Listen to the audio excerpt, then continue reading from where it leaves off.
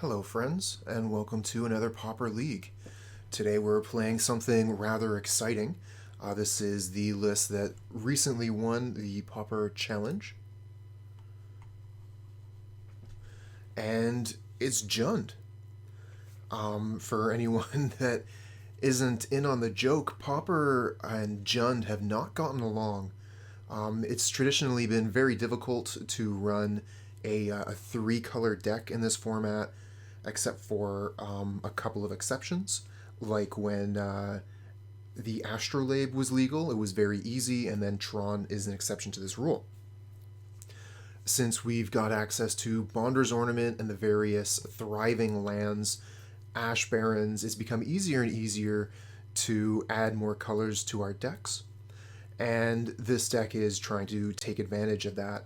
So we're going to be playing three colors, and we're going to be trying to use these new Cascade cards to create value, along with some of Green's best offerings in creatures. We're playing a card with a Monarch, Thorn of the Black Rose. Got Blightning here because why wouldn't we want to Cascade into Blightning? If you can cast Blightning, why wouldn't you want to? And then we've also got an excellent suite of removal available to us, which is pretty excellent.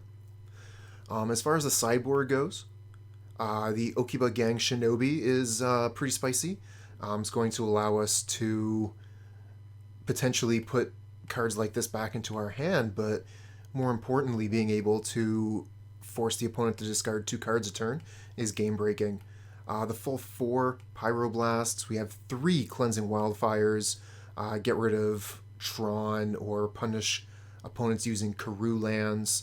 We can even use this against the the Gruul Cascade deck, which puts a whole bunch of auras onto a forest. Then we've also got Shenanigans to go along with the Abrade, 1 Cannonade to go along with Suffocating Fumes, 2 Weather the Storm to go alongside our 2 Pulse of Murasa, and finally 2 Penumbra Spider. This card is surprisingly good against a multitude of decks, so we'll probably be seeing the Spider being brought into the deck at some point today. This hand is obviously bad. We only have 1 land, and it's a Gruul Turf. You really can't play a 1-land Karoo hand. Mulligan that. This hand is better. We'll keep this, although this hand, it doesn't cast any of the spells. This is the problem with running a 3-color deck right here. Hey there, kid. What's up? I think we have to mull this one too. I mean, what are we doing with this hand? Absolutely nothing. You're right on time, bud. This is when we start. Let's see. What are we going to get this time? Okay, so we have all of our colors. We're going to want to keep the Packmate for sure.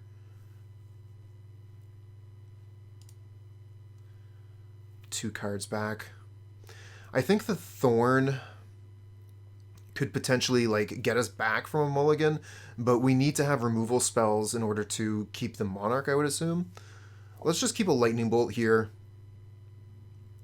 and the Packmate will be our turn 2 play.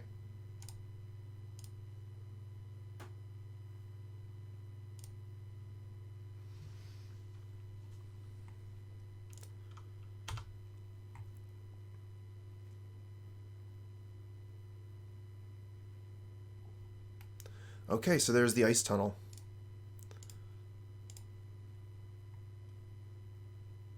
Let's go get Swamp.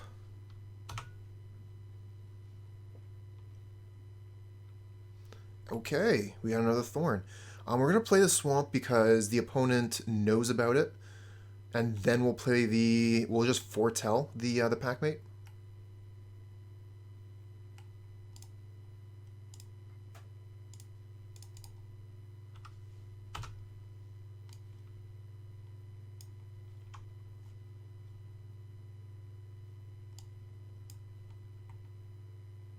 Okay.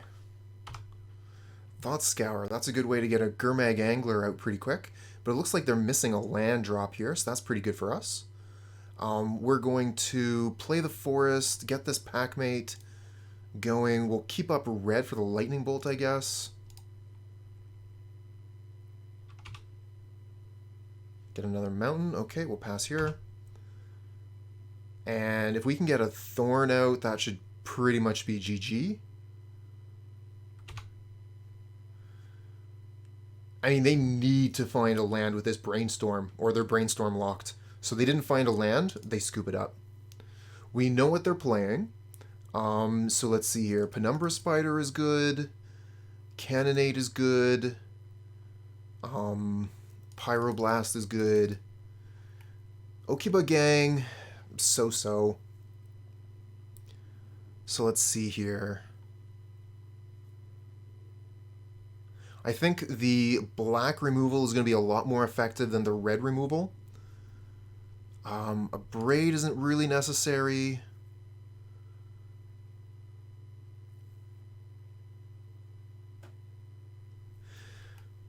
The Thorn is a difficult problem here. The opponent has a lot of flying creatures, so they can take the Monarch fairly easily. But if I'm able to hold on to the Monarch, I win the game. Hey yo, Kingo, what's up? It's been going around lately. I heard a rumor that Jund was good in Pauper, so I had to find out for myself if that's true.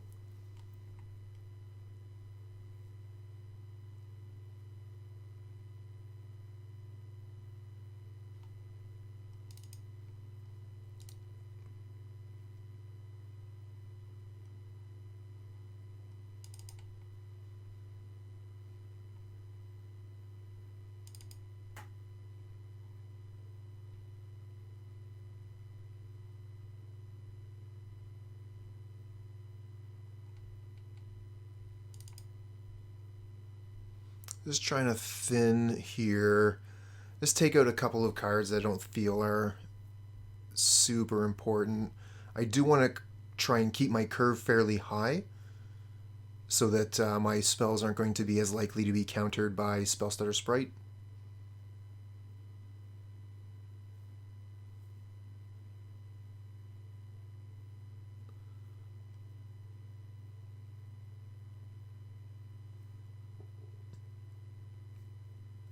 Was the most played deck on the PTQ with 40 copies. That is a lot.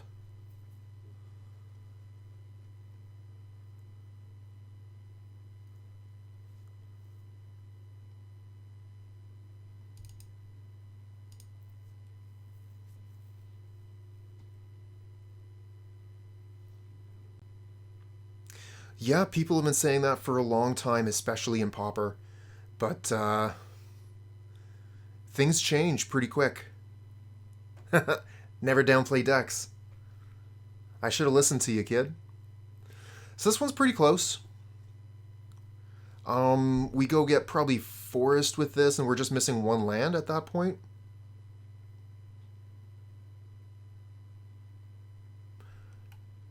We probably get Mountain with this, because then when we get to 3 mana, even if we haven't gotten Forest, we can play Bonder's Ornament, which gets us all of our colors.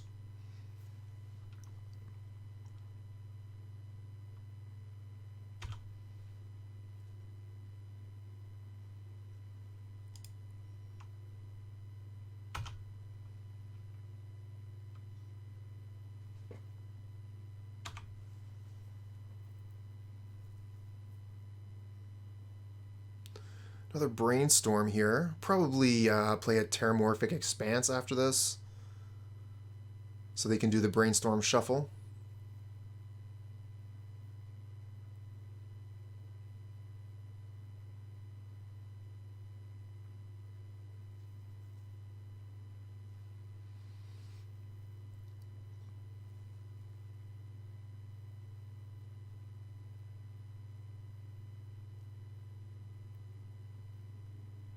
Oh, and there's a Delver. Okay. We'll probably kill that.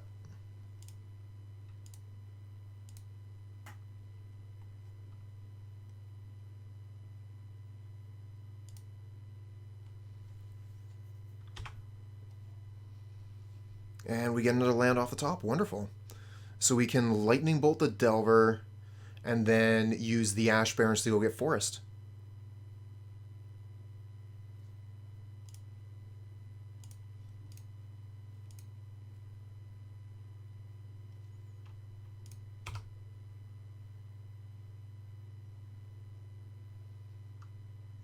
So yeah, the Brainstorm with the Delver of Secrets there would have been quite good. That's one reason why you would want to use Brainstorm without the shuffle to set up your Delver of Secrets.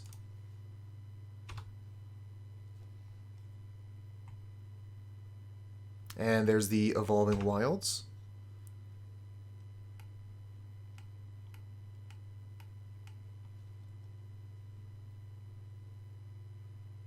And a Gurmag Angler. Okay, so we have the cast down for that. I like the way that our mana worked out here. Let's go get Forest. Definitely want to kill this turn while they're tapped out.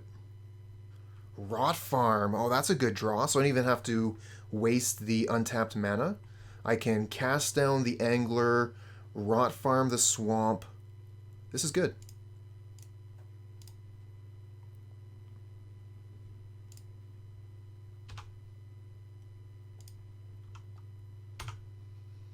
And then we'll have access to 4 mana.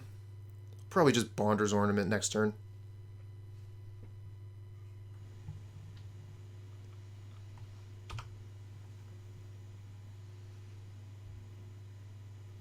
Might actually want to play Visionary, depending on how they leave their mana.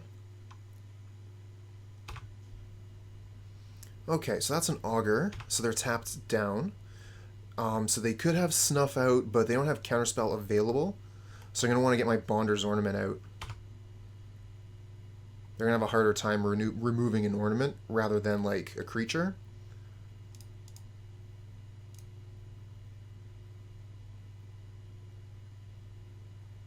And they've seen both of these lands, right? Because I fetched them out.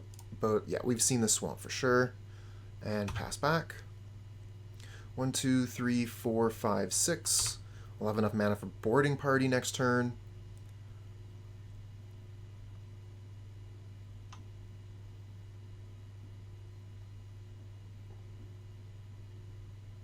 Stormbound Geist, pretty good one.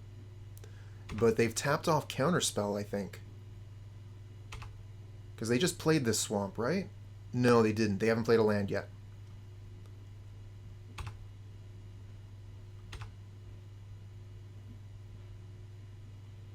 And a Delver of Secrets, so they did tap off of Counterspell.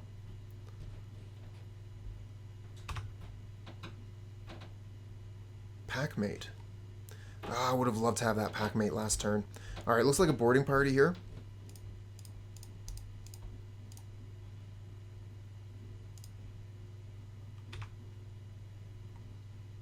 And we get a Packmate. Nice.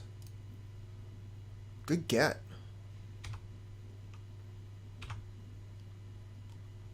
Okay, we'll attack with Boarding Party here. Their only blocker is Delver of Secrets. And they choose to take the damage. They probably have something to kill the Boarding Party here. So they're only worried about taking the 6. And they do flip out with a cast down on top. So yeah, cast down takes care of the Boarding Party right quick. And they have Counterspell up. They're going to be able to do 5 damage turn. Pretty quick clock. So a little bit of setup. We managed to get a Boarding Party down. But now they have cast down for the Boarding Party and Counterspell backup. Pretty strong. Okay, so they're putting down Augur of Bolas here.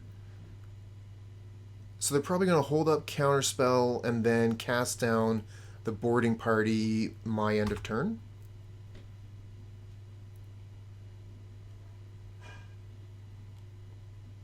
Well, we definitely attack both creatures. Let's go.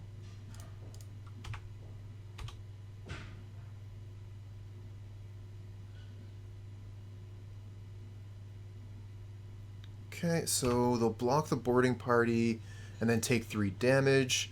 So yeah, this is them holding up Counterspell. 1, 2, 3, 4, 5, 6, 7. So we could just play like Bonder's Ornament.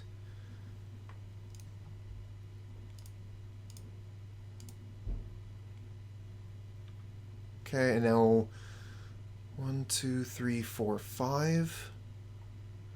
So we could play a Visionary and then foretell a Packmate.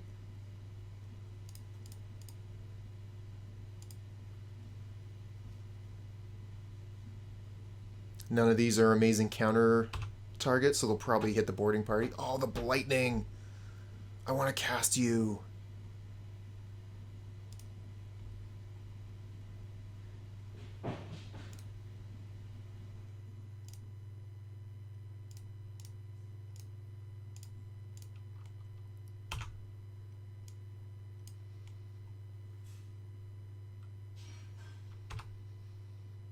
As expected.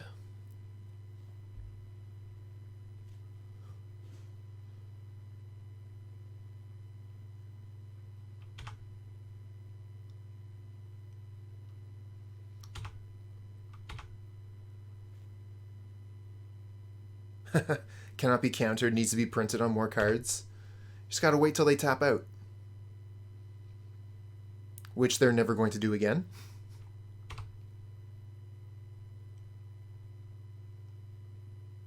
Okay.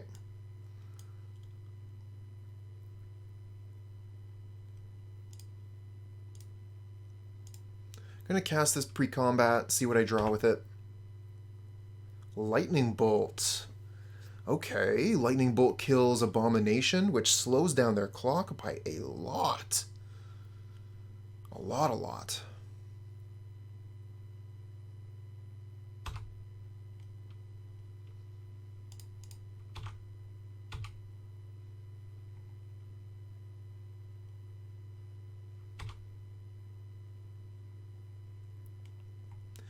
Alright, so we're going to Lightning Bolt the Insect, see what that gets, see if they counterspell that, and then we'll use Blightning. It's such an obvious bait to do the Lightning Bolt here, because otherwise I would just wait until their turn, right?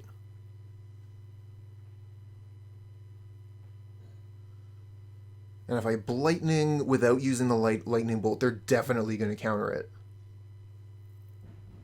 I can't cast the Bonder's Ornament. No, I can. I have enough mana to cast Bonder's and Blightning. You'd wait a turn? We're under so much pressure, it's difficult to wait.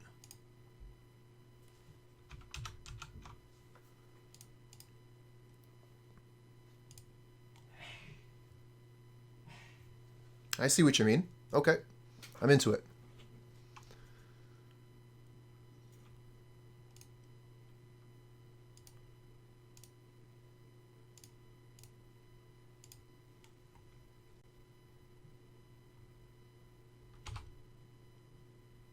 Ooh, Edict. Well, they would just sacrifice Stormbound Geist to make it bigger.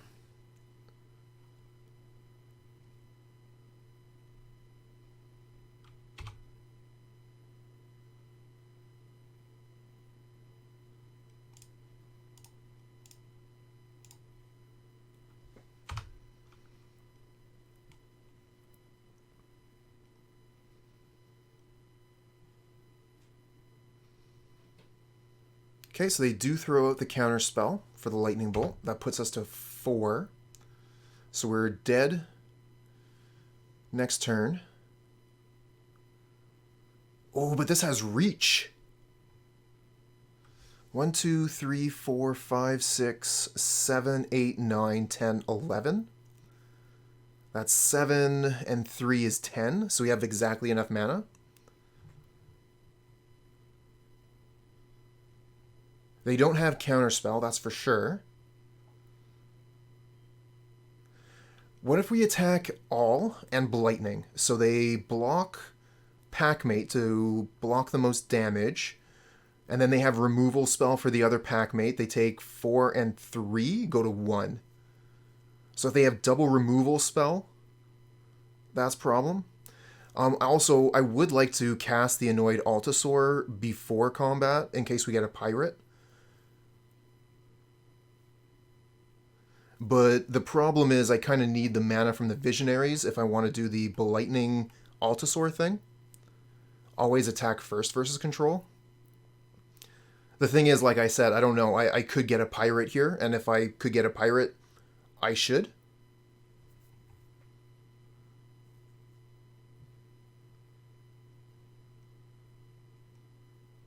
One, two, three, four, five, six, 7. And then I would only need to hold one of the Visionaries back for Blightning.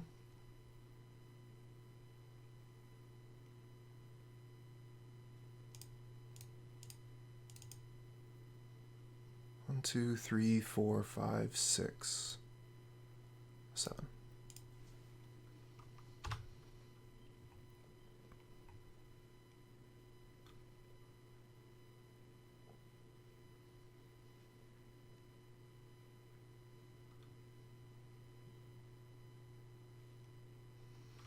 It's a really difficult decision.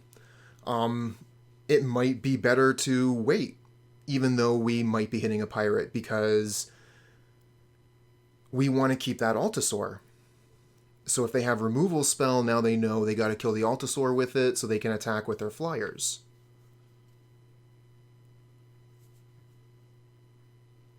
Is mono green now, basically.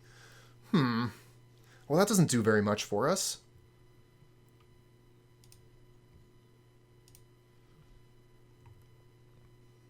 Great, now their Augur of Bolus dies to a Visionary. If we want a Blightning, we can't attack with both Visionaries. We have to hold one back.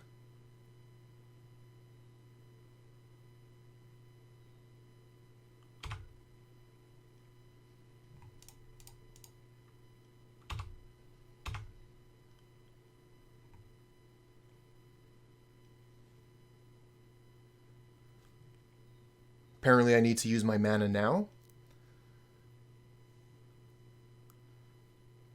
in case they draw a counter.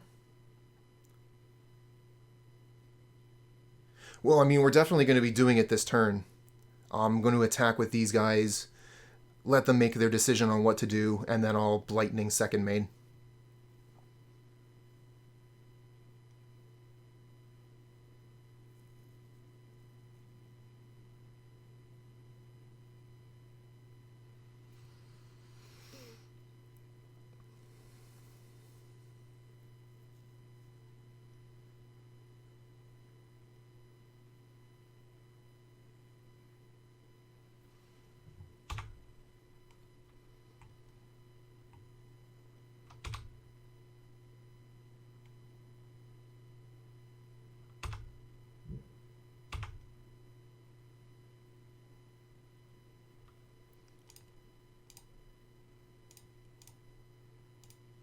Alright, for Jund, let's go.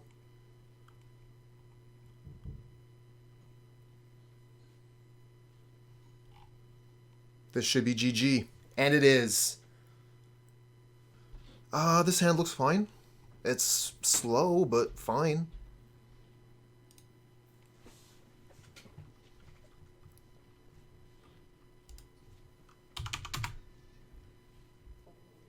Uh-oh.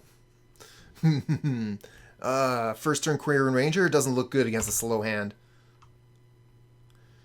Probably Thriving Grove so that we can just Chainer's Edict next turn.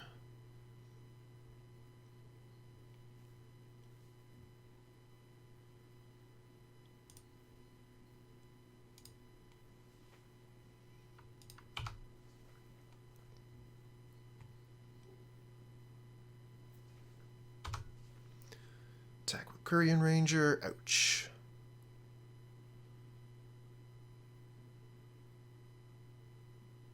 Okay. So we know what we're playing against.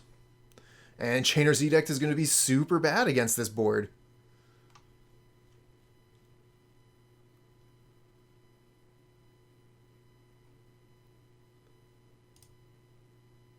Is it even worthwhile casting?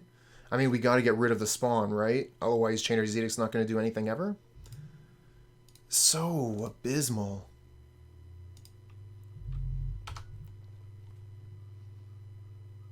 Well, good thing the opponent is a little bit stuck on lands here.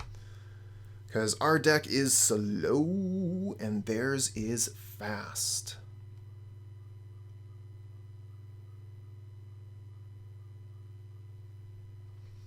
Okay, so we have access to 3 mana. I guess we just put down Visionary.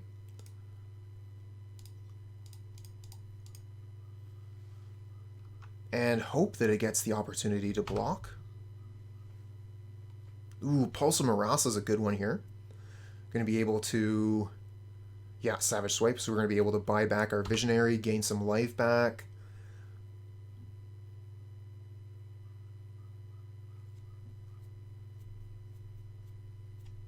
Ooh, the Hunger, though.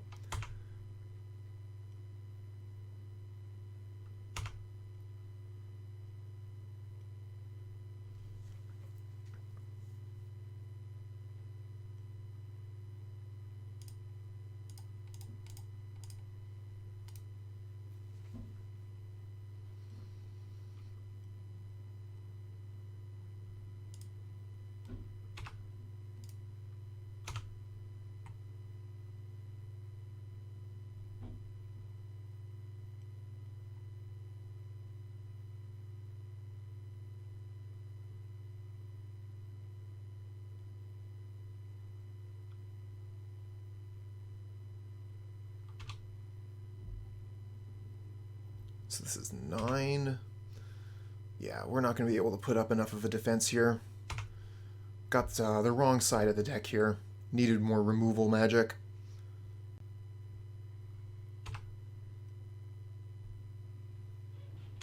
Ooh, Wild Mongrel. Nice. Kind of figured that card would be making a comeback with the Cannonade. Boarding party.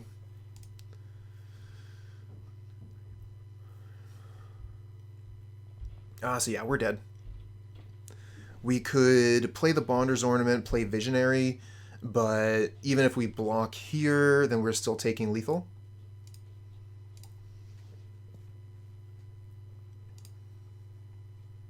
So let's see here. We're bringing the Cannonade. We'll bring in Penumbra Spider. We'll bring in Weather the Storm. We're going to leave in all the removal. Maybe not Suffocating Fumes. We'll leave 1 Fumes in. But Fumes is pretty bad here. Otherwise, we're going to take out Thorn. It's not going to be easy to turn the corner if the opponent attacks through our Monarch creature and starts drawing extra cards every turn. And then I think we can probably get rid of 2 Cascaders, because we're going to be really looking to lock down the early game, and then once we get towards the late game, we should be fine anyways with like our Packmates and Spiders.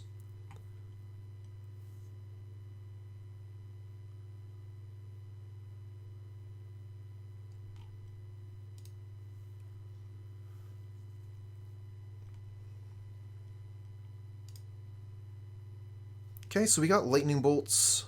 We can Ash Barrens for a forest. We'll keep this. Hopefully we'll draw some lands.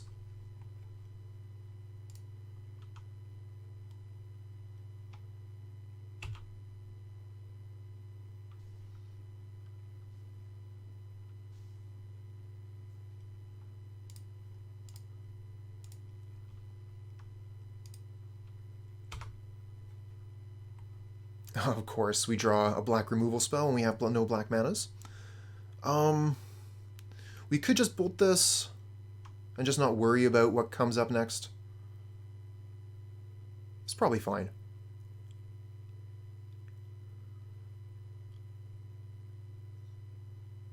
On the other hand, we could try and like get a Rancor.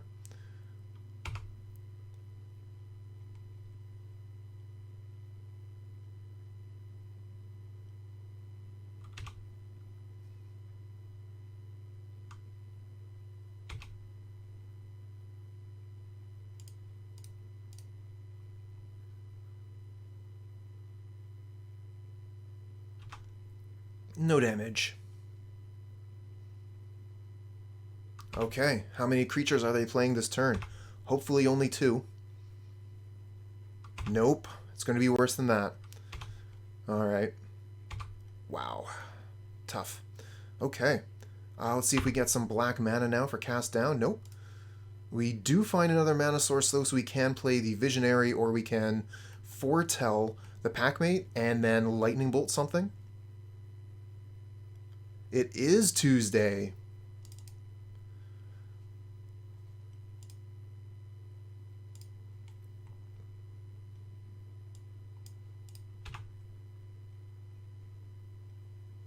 Kind of feels like a Monday, maybe, because yesterday was a holiday.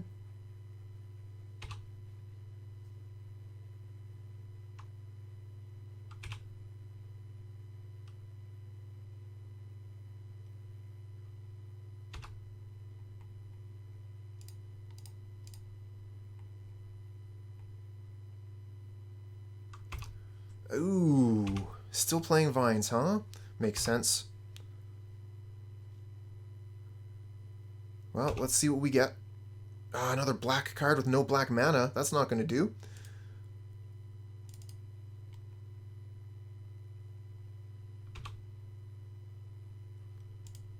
Okay, so we have black mana now, but we're really under the gun. We got one blocker.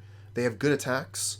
So let's see here. Wild Mongrel, they just need to discard 2 cards to kill a Packmate. Probably should still block the Mongrel.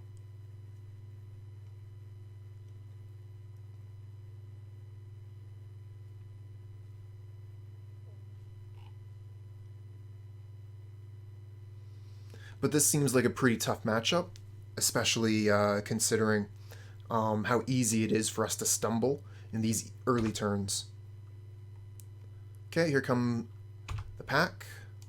We're going to block the wolf and the dog. So they'll have to discard 2 cards to keep the wild mongrel alive. I figure a 2 for 1 seems like a good trade. And then also wild mongrel is the one that can easily be pumped here. So if I blocked a Burning Tree Emissary, then they could easily do 4, 5, 6, 7, 8 damage. We are playing Pauper Jund. The deck that used to be a joke and now is one of the strongest decks in the format. Okay, so we're trading 1 for 1 the Vines of the Vastwood for the Packmate. But no trample here, so we're going to stick around for another turn anyway. And we get Blightning. So we can cast down the Wild Mongrel, but then we have no other play. Would it be better instead to just play the Penumbra Spider? I think we're just pretty much dead. We're at 6 life. If they have anything, they can kill us no matter what we do here.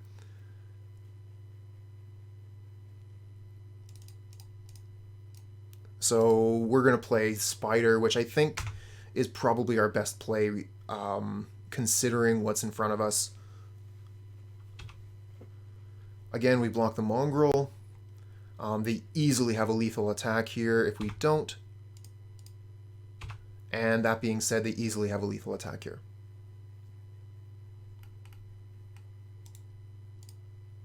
Okay. Okay, well, we got all the lands. So many manas. I think we're still going to keep it. We don't have to worry about our land drops, so we'll just draw good cards off the top forever.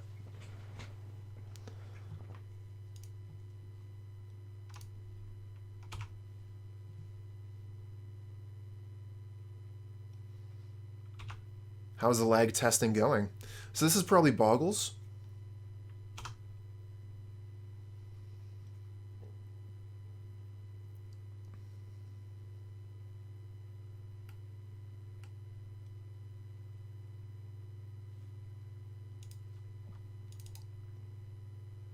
Glad to hear it.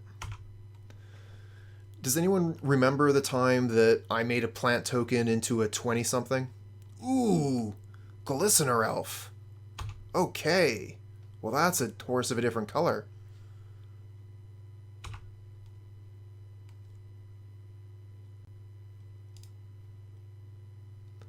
This wants to go get Forest.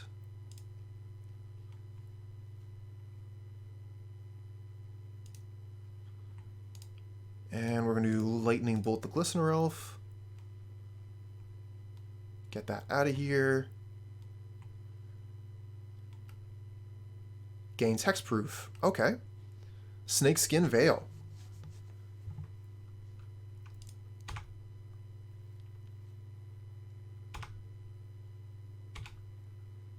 Chainer's Edict. Well, unfortunately, they have a plant.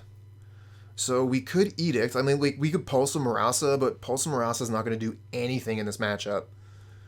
They're working with Infect. So we probably just have to Chainer's Edict here.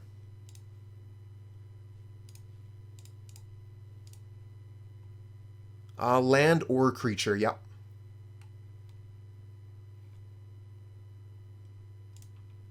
Alright, and we'll hold up Lightning Bolt. I mean, we don't have it, but we'll bluff it. Although, honestly, if we did have it, I would have fired it off during my turn.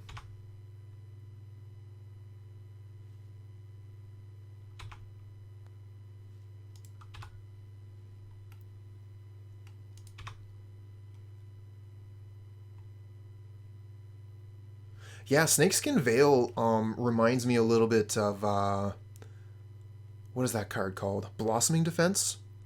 Snakeskin Veil is sweet for Infect. No wonder the deck has been making a little bit of a comeback here. Cast down, wonderful. Okay. I think we probably just cast down right now. So they can't use Vines of Vastwood to give it +4/+4.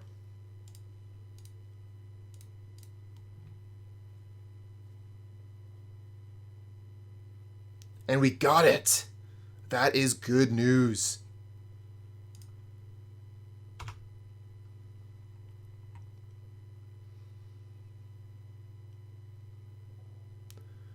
If they don't have an Infect creature... Oh, there's another one. And they put a shield on it. But they're tapped out of mana.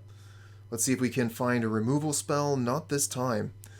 1, 2, 3, 4, 5. We can't put boarding party down yet.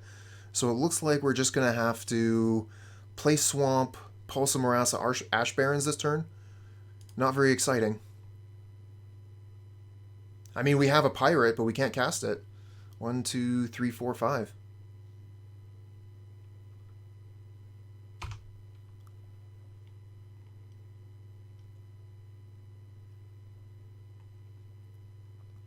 So, ooh, I'm surprised they didn't use the Augur there. But, I mean, we're passing with all this mana up, so we're probably, like, looking to fight.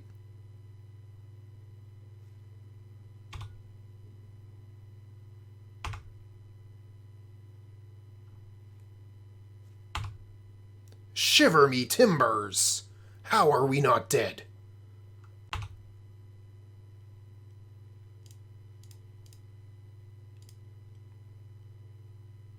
Let's put the Glistener Elf back in their hand, right?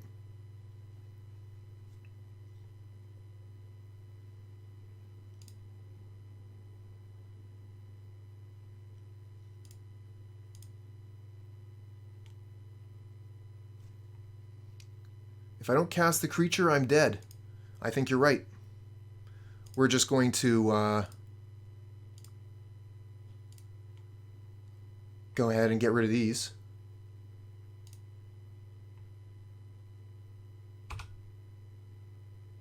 Okay. Really hoping for removal spell with the boarding party here.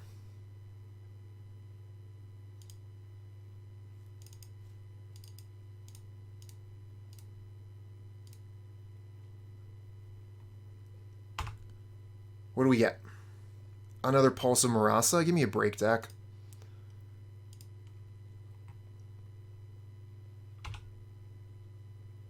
Great, I gained 12 life. And this thing only has 3 toughness, so this is like 6 right here. 6, and then another 3, that's 9, 10.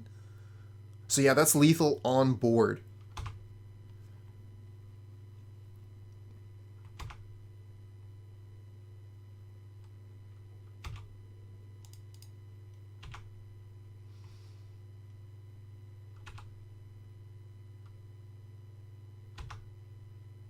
What a joke. Alright, let's see if we can do better. We'll bring in Cannonade. I mean, realistically, our board is not very well prepared for Infect. Not too much of a surprise, honestly. We're going to take out Pulse of Murasa. Leave in all the removal. I want to leave in Blightning. Probably take out an Altisaur. I wouldn't actually mind taking out maybe another Altisaur for Okiba-Gang. If we can get an Okiba-Gang going, then they're never going to come back.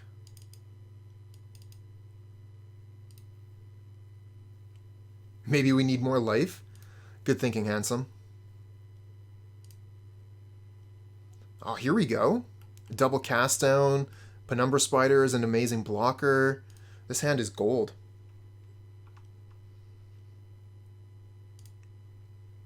Go black mana on the Thriving Grove. Yeah, Colony Garden. Good card for Infect. And we draw Lightning Bolt. Wonderful. Let's put out Mountain so we have all of our colors.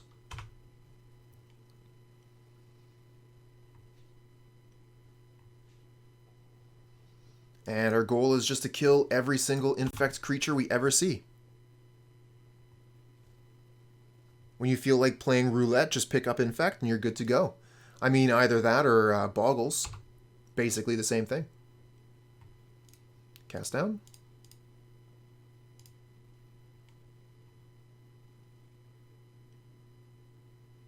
Snakeskin Veil. Okay, we got a 1-for-1. But I would much rather be getting their creatures.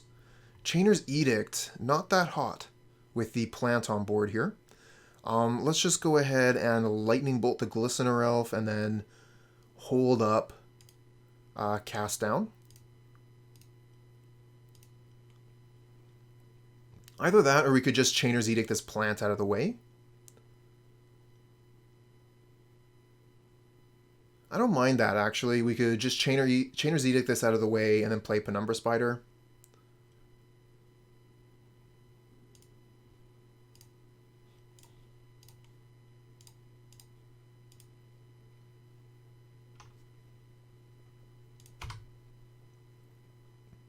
That way the backside of Chainer's Edict will hopefully have some effect.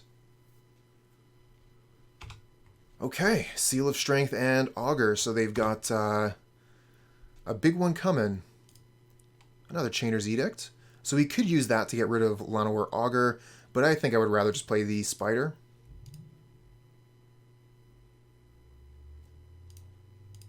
You would have done the opposite? Fair enough.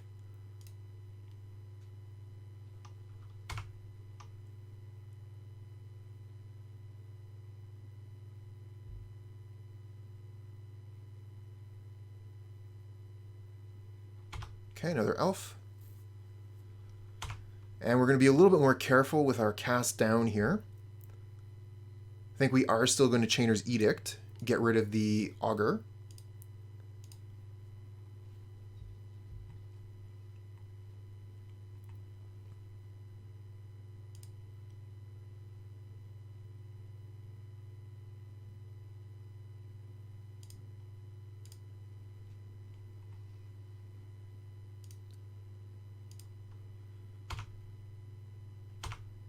Now, normally we have some form of card advantage getting our draws back up here, but we've just been getting removal.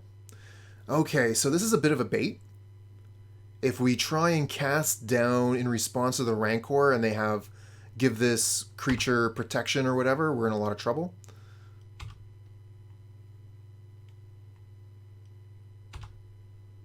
Block.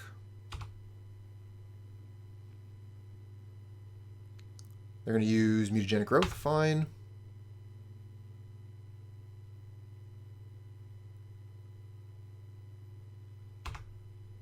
Yep. We'll take one infected point, and we'll get a creature back. Spider token. And another cast down. Wonderful. We could probably get rid of that Glistener Elf right now. but it would probably cost us 2 cast downs.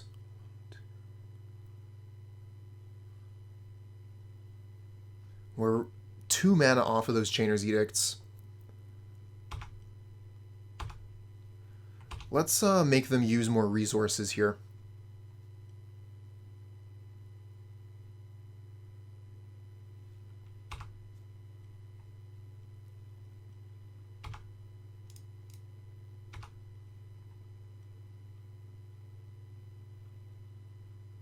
Sure. We're only taking 2 Infect here.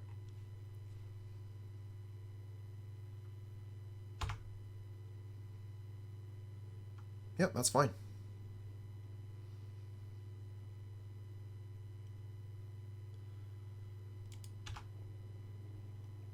Okay, 1 more mana to get the Chainer's Edicts going.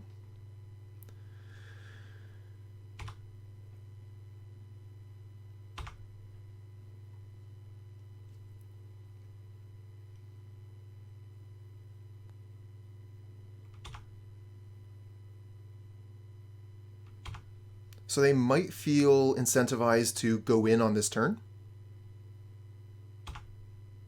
Not lethal. Okay, now it's lethal. Cast down.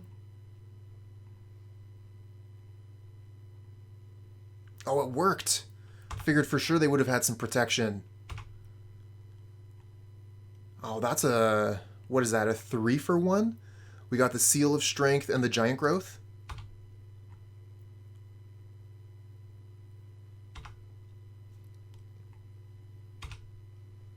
And Gruul Turf. Okay, so we have access to Chainer's Edicts next turn. I think we'll probably just return a mountain here. Pass back.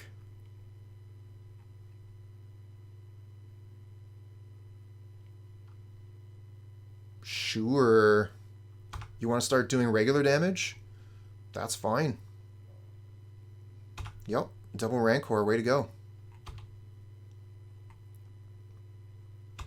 But I can Chainer's Edict your creature on my turn, so not that great. 1, 2, 3, 4, 5, 6, 7.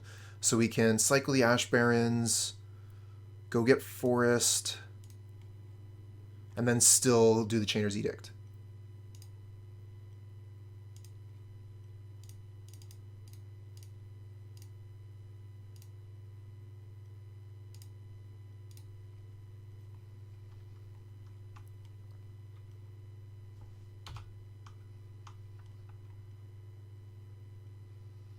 So grindy. Okay, looks like they have no creatures, but neither do we. So I guess we just keep on passing the turn. We were supposed to play the mountain there. I'm pretty sure that's what we returned with the Gruul Turf. Just a bunch of removal. Removal for days. How are you going to beat that, opponent? It's kind of getting ridiculous. So flooded.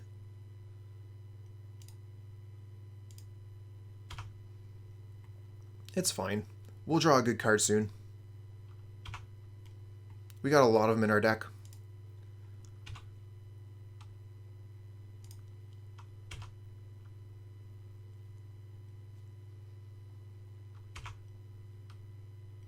There we go. There's one.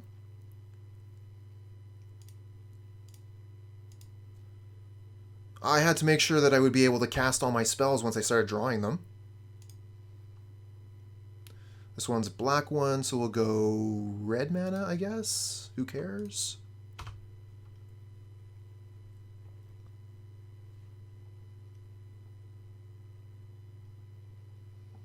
I mean, if there's a time to draw lands, it's when our opponent has nothing. As long as they continue to not draw creatures. Oh, jeez. This is... what a laugh. If we had Bonder's Ornaments, we could start drawing cards with all this mana. Oh, they found a creature. We're just going to wait for Chainer's Edict to kill this. No reason to use the cast down. Ooh, Rotwolf. Okay.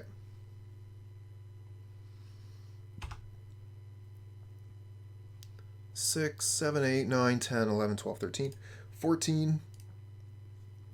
We have so many manas. Oh, there's the Bonder's Ornament I've been looking for.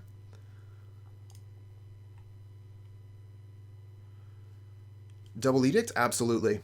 1, 2, 3, 4, 5, 6, 7. Edict.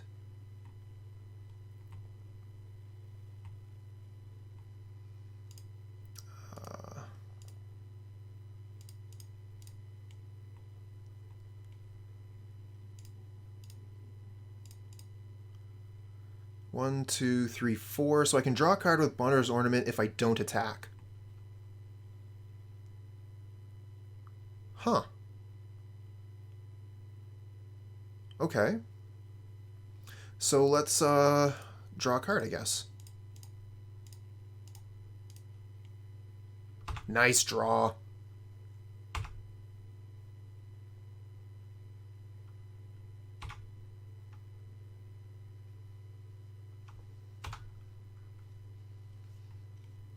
Good thing we had all that mana, because we used it all.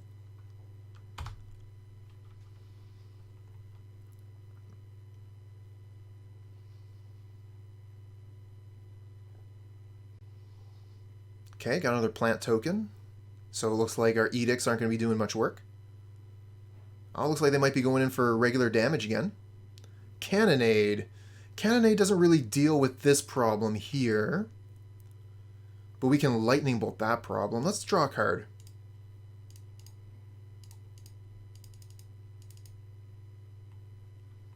Rot Farm.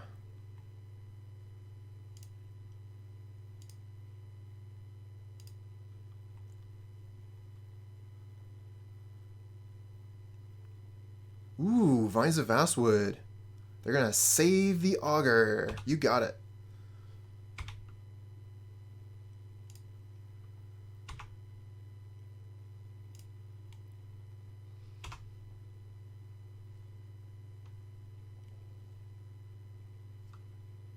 Ironclaw Mirror. Okay.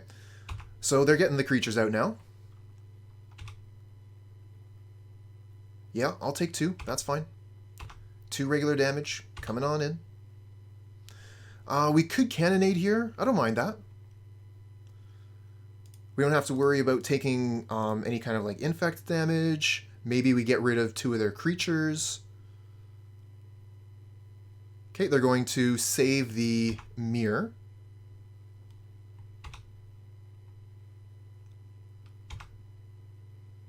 Ooh, Boarding Party. Don't mind if I do.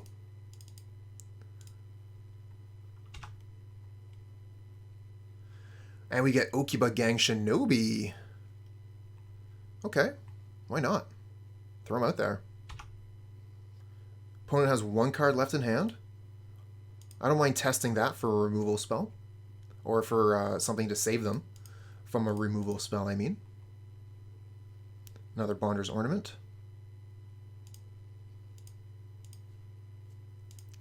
It's Rancor? We know it's Rancor. Okay. So in that case, I think we just cast down the mirror right now, so we don't have to worry about a thing. Just kill it.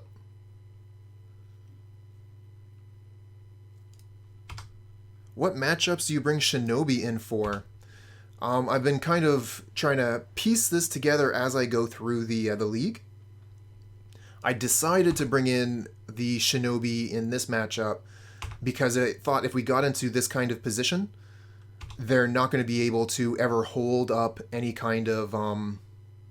Ooh, this is interesting. All right, give me a second to think about this one. I think I just let this through. Because if I block with Boarding Party and they have Creature, then they're able to just like throw the stuff onto the Augur. I don't mind taking some normal damage here. I'm just going to take this. I don't want them to put the Rancors back in their hand and then slam down an Infect creature and put 2 Rancors on it. I'm fine with taking the damage and then making the discard.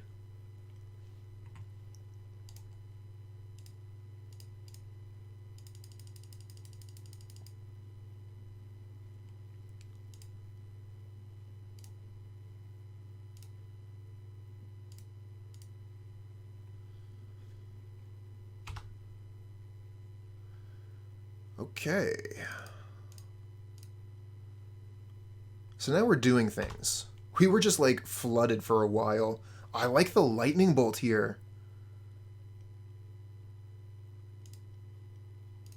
Lightning bolt their creature, make them discard a Rancor. Oh, they had Apostle's Blessing. Okay.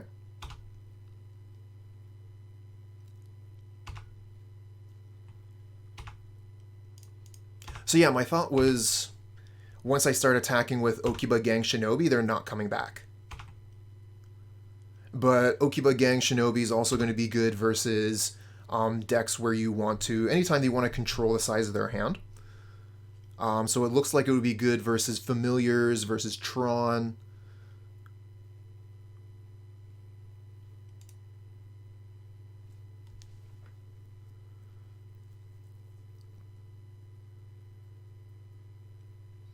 Don't think I want to change anything here. I felt pretty satisfied with the 75 I had. Kind of ridiculous how the draw worked out there, but all's well that ends well.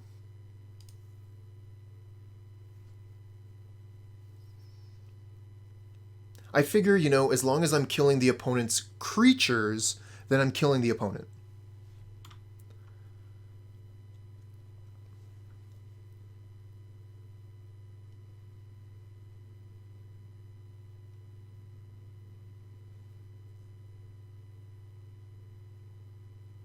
Flooding for a while. Flooded for 3/4 of the match. Yeah, no kidding.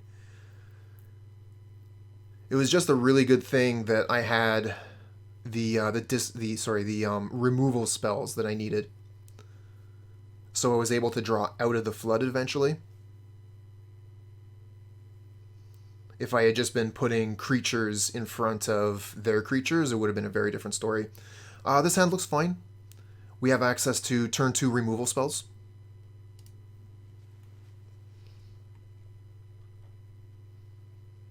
Okay, good start for us. Guess we just play Thriving Moor here and probably go green, maybe red.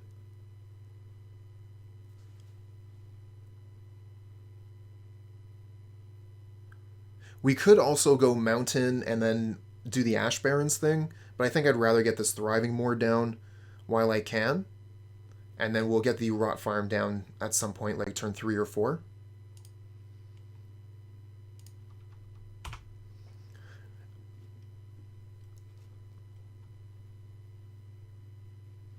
Oh, they're going straight for damage. Is this Nathan Stewart's list? Sir Matthew, I'm not too sure. It was the list that won the tournament on the weekend.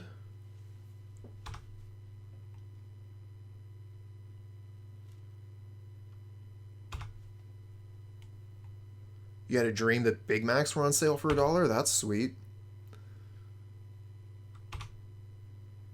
Oh man, they're really going in for regular damage.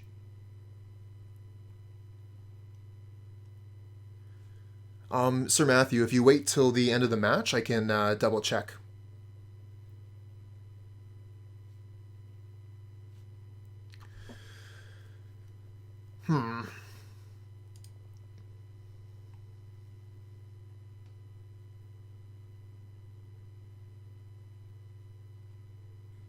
I think I'm going to cast down this Augur.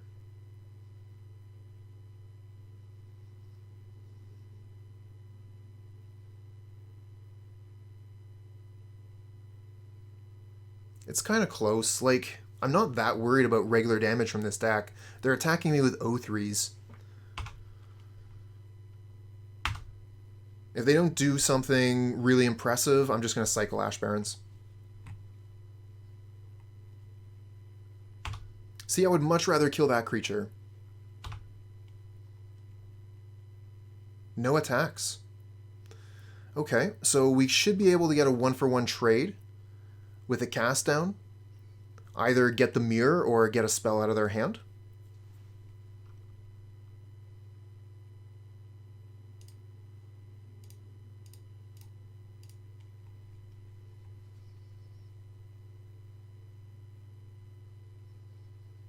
Okay, we got a spell out of their hand.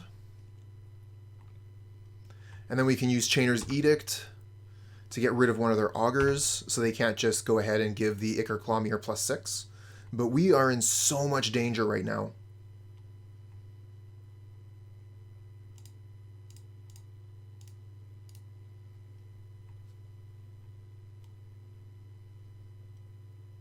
I kind of expected them to sacrifice this one so they could put the Rancor onto the mirror.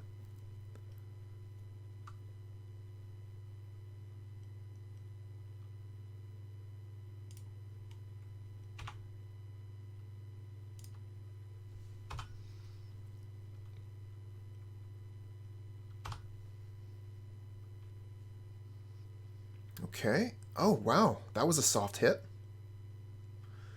1, 2, 3, 4. So we could play the Packmate. I kind of like foretelling the Packmate and just holding up cast down. Or maybe we cast down the mirror now and try and make them use another spell.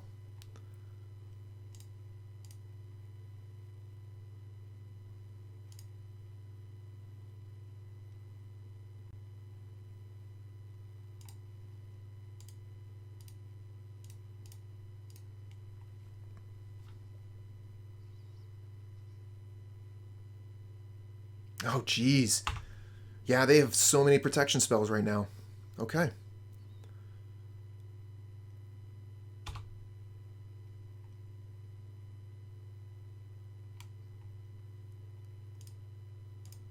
Foretell this. Pass turn. So that's 3, 4, 5, 6, 7. They don't need much.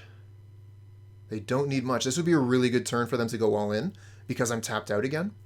So this is going to be one of the last opportunities they have to just like get in for damage guaranteed. Yeah, I agree with this. Even if they don't have the win in hand, they could draw to it.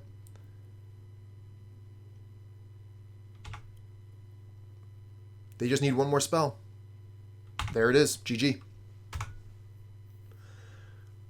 We should be playing Snuff Out in this deck.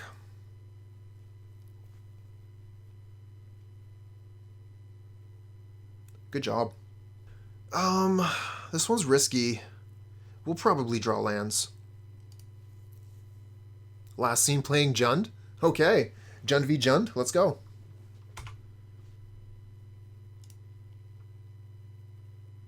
Probably want Mountain with that.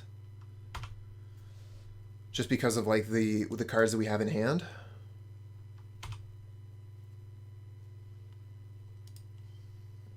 Yeah, I think this is the mirror match.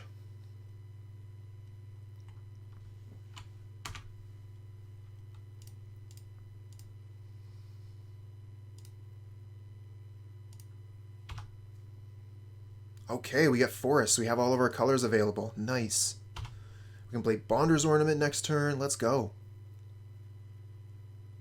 Maybe we just Blightning next turn, you know? Suffocating Fumes. Yeah, you're not going to need that. Oh, we don't actually have anything to do on the opponent's turn. We're going to hit 6 to save our clock. Okay, they have Bonder's Ornament too. They have 5 cards in hand. If we Blightning here, that's close. I think we Bonder's Ornament so they can't start drawing cards for free.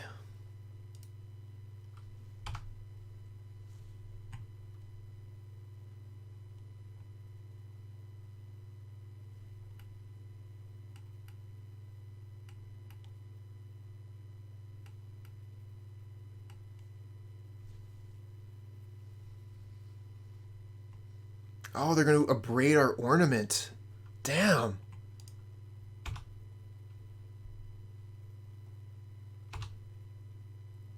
So they're going to start pulling away, getting advantage here.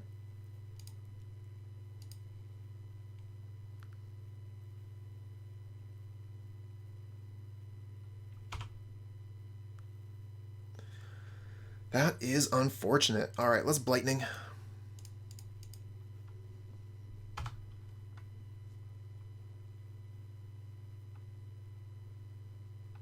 Get rid of a Cannonade and an Edict.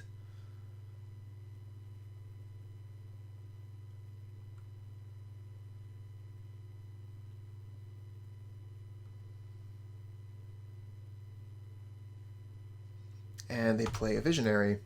Okay.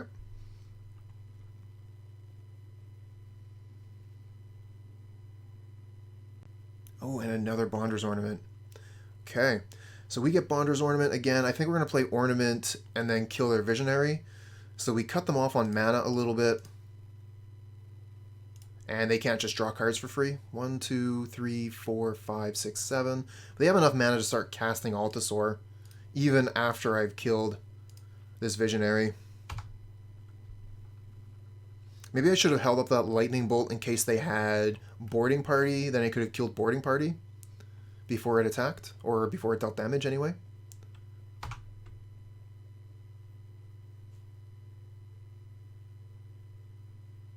Penumbra Spider right in the main. I respect that. Don't really respect what the deck is giving me. I need some more lands, deck.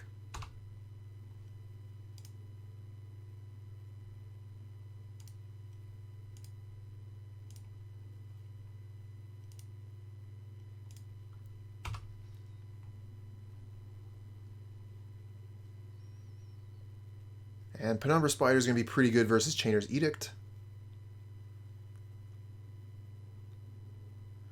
1, 2, 3, 4, 5, 6. We do have enough for Pirate if the Visionary survives.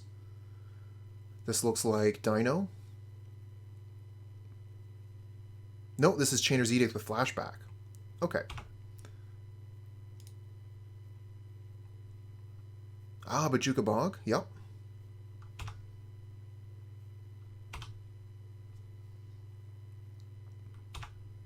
Opponent's definitely playing a different list from mine. They've got some of these interesting lands available. Ah, unfortunate.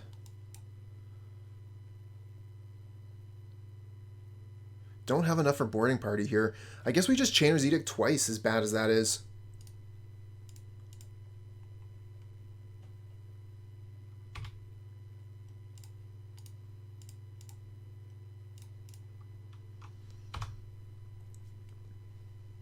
At least our future Chainer's Edicts will get some value.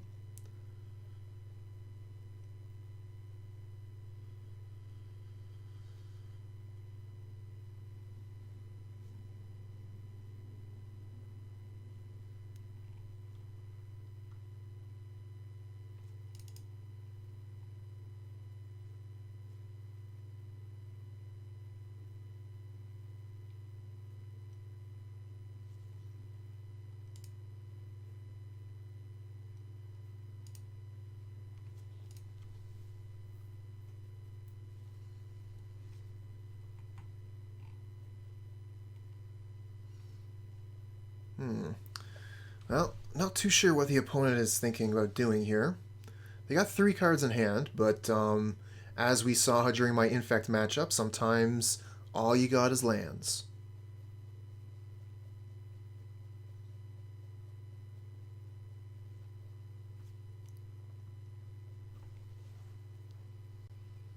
So, once again, looks like we have to sit back and practice patience.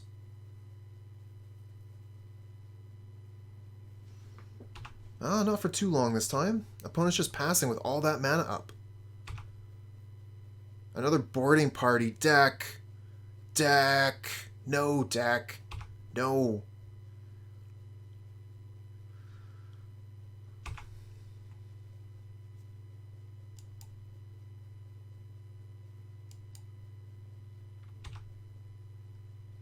And opponent's just passing. They must have, like, just removal in hand.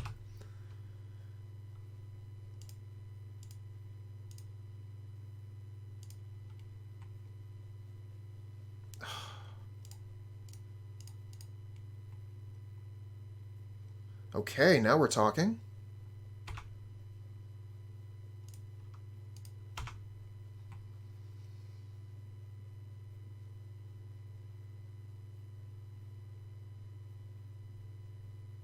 We'll have enough mana for the Altisaur next turn. Probably still go Boarding Party, though. Just so we can immediately start attacking. Ah, Bajuka Bog. That gets rid of 2 Chainer's Edicts. Good Bog, opponent. 4 cards in hand. We haven't really seen any Lightning Bolts, so our Boarding Party would probably get killed by Lightning Bolts. On the other hand, like, Altisaur is just going to get killed by Cast Downs, right? So whatever we play is going to get dead. Maybe we play the Boarding Parties.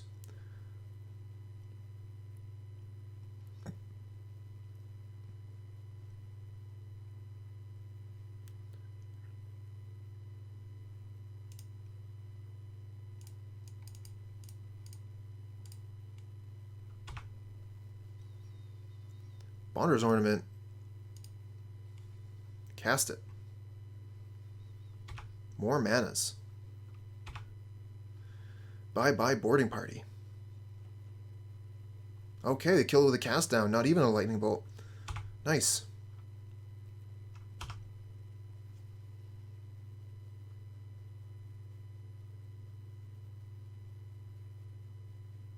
Makes our Altisaur just a little bit safer.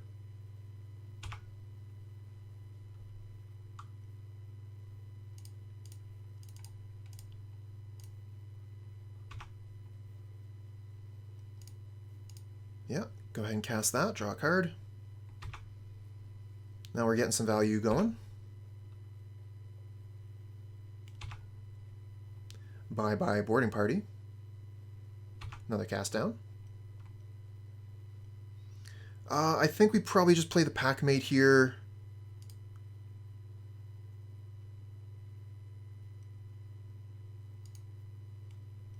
Or rather foretell it.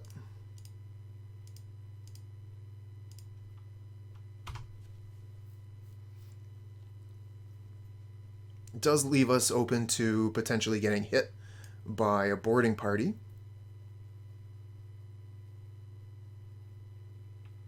Sure. Maybe our opponent's trying to mill us out. We've got 5 fewer cards in our deck compared to our opponent. So that is a viable option. They could just continuously draw cards with Bonder's Ornament so that we draw cards.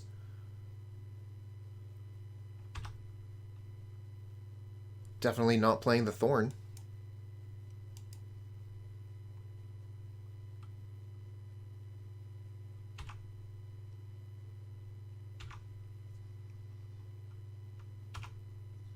And they have removal up.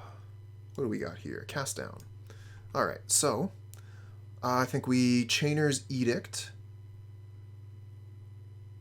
or Lightning Bolt. Because the Edict gets rid of the Altisaur.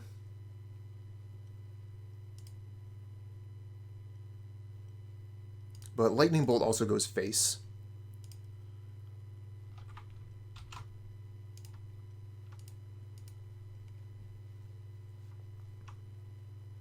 Typical Jund 1-2 league. Yep. That's Jund for you. I mean, apparently people win with this deck. I don't know how. 1, 2, 3, 4, 5, 6, 7. Yeah, let's go with the Altisaur.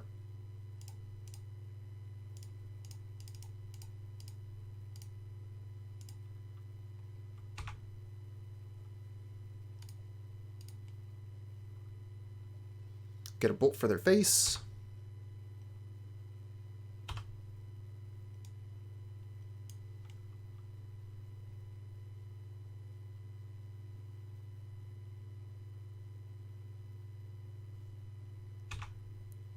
So slow. Just the most slow. The slowest.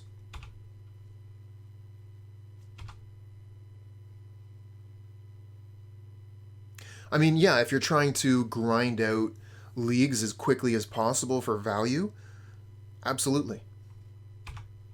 And that's why you don't see very many people playing Tron in leagues, because it's too damn slow.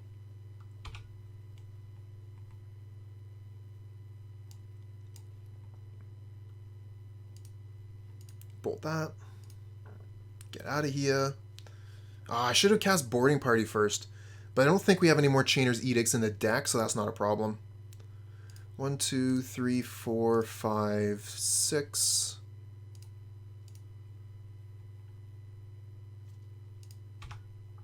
That's true. It is different Leagues and Challenge. Two different things. Oh, the Pulse of Murasa? Nice. Let's get Boarding Party back. That is sweet.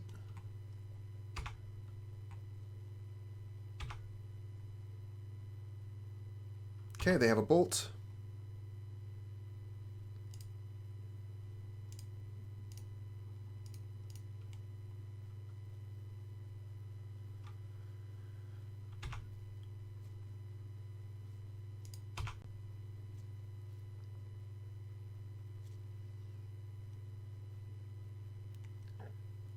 Oh, there you got a Pulse of Murasa of their own, getting back their own Boarding Party.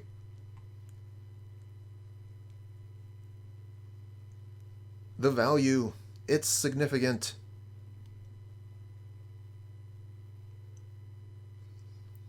Here we are on turn 14, grinding it out. Jund v Jund, game 1.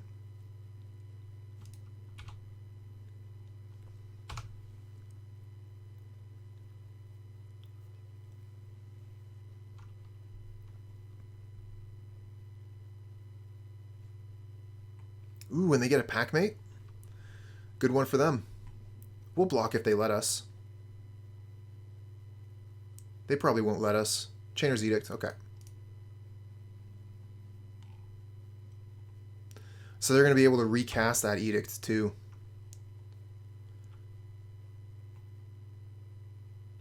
They only have one card in hand though.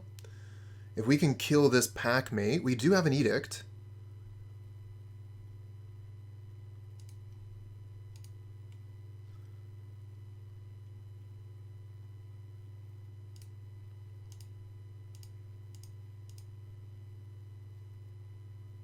Just go aggro and pray?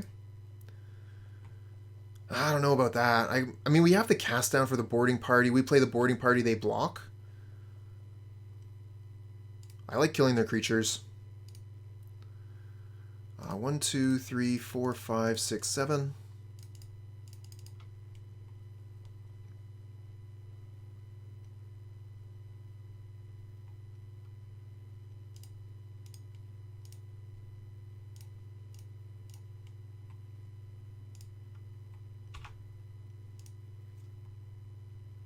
And that's our turn. Yeah, we played against Stompy and Infect. Those were our 2 losses. The Infect one was actually pretty close. I think we could have gotten out of that one, but we weren't able to. The Stompy one felt bad.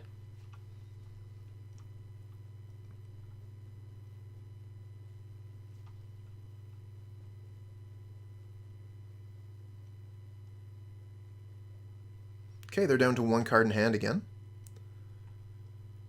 1, 2, 3, 4, 5, 6. Boarding Party. Yep, cast that. Oh, Blightning, nice. Get them to discard that card. Don't mind if I do.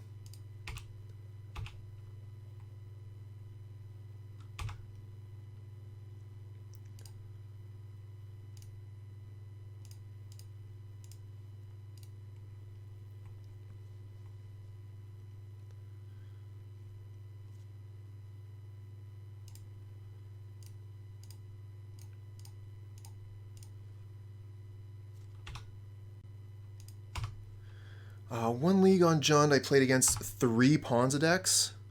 After that league, I didn't touch Jund.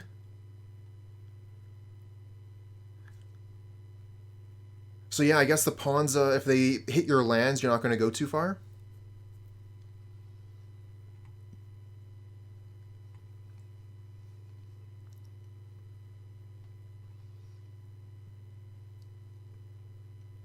So we can Abrade the Packmate so we can attack.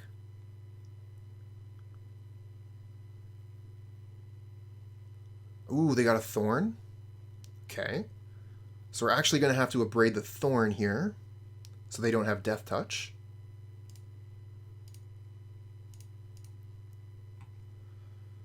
Okay, and then I think we just play Boarding Party and Smash.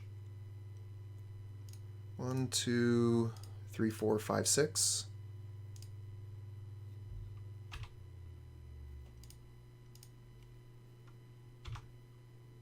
Oh, we got another Blightning.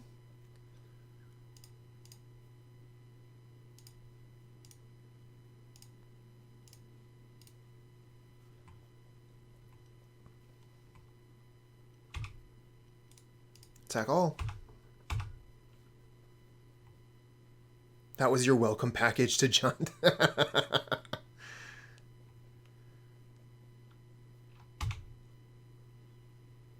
Okay, now I'm the Monarch.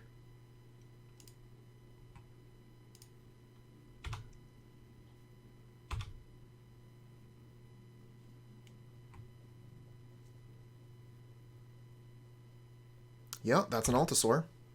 It has reach. Oh, and you get a boarding party with it. So you're going places. Wow, look at that. Altisaur into boarding party into Visionary, draw a card. Pretty good.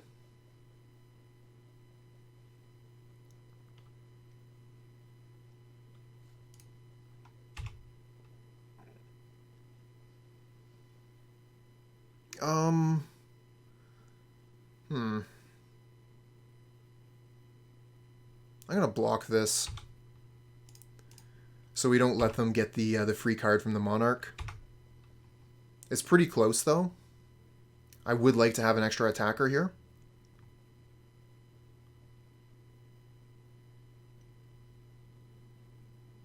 And they flash back Chainer's Edict. We get rid of Visionary. Do we have an Edict? No, we don't. But we draw Cast Down. I mean, we had it all along. We just always had it.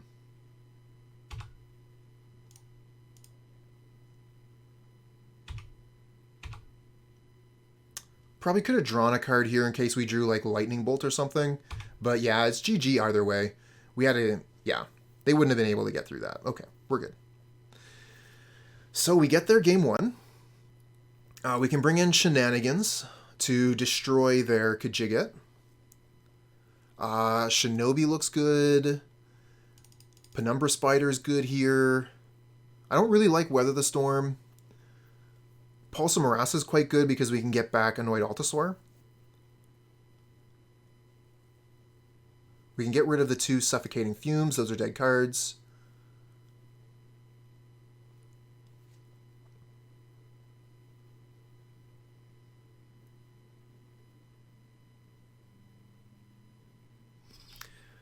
I'm wondering about these Shinobi. Everything in the deck blocks and kills Shinobi.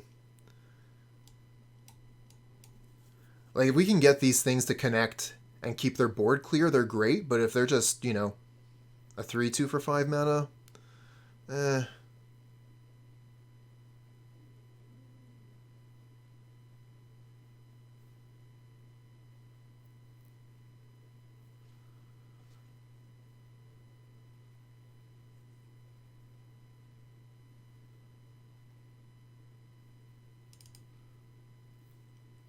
Alright, so in that case, we're actually not doing very much. We're just bringing in the Penumbra Spiders and taking out the Suffocating Fumes. The rest, I mean, our deck is solid. They're all really good cards, and they all line up very well against the deck we're playing. Cleansing Wildfire is an option. We could use that to kill their Karoo lands. This hand we cannot keep. It has 1 land, must mull. This one is better. We can at least keep it. Drive my bus. Hey Cooper, really enjoyed your videos and Modern Death and Taxes. Sweet. Decided to check out the stream. Good luck with the matches. All right.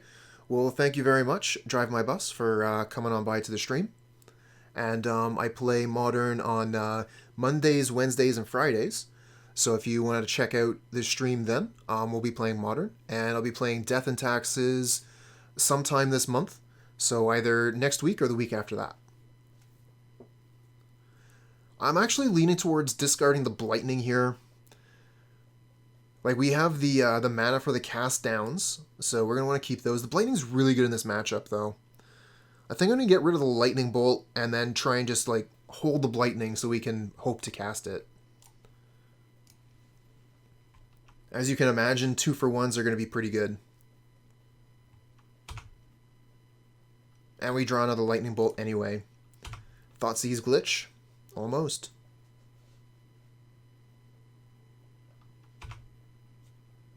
Another Blightning. Okay. So we drew the 2 cards that I was considering discarding. Or putting to the bottom with a mulligan. Maybe we draw some lands deck? We're behind on clock, actually, so that's not good.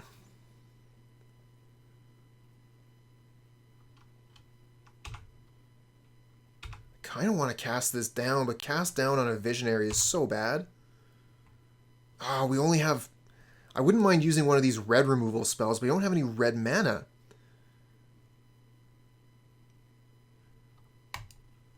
Damn it.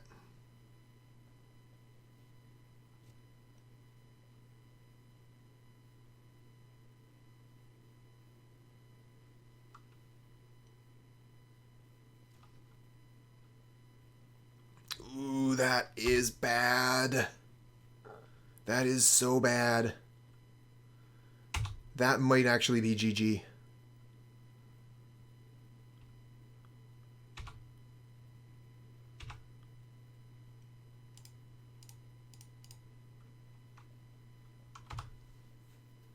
We still don't have the...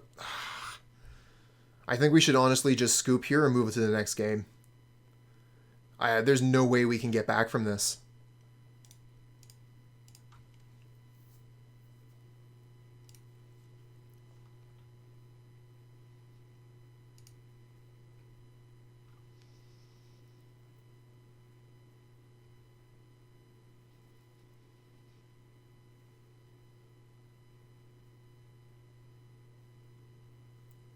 Yep.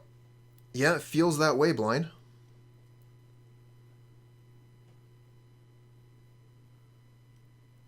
Although we can get some wicked turns getting together.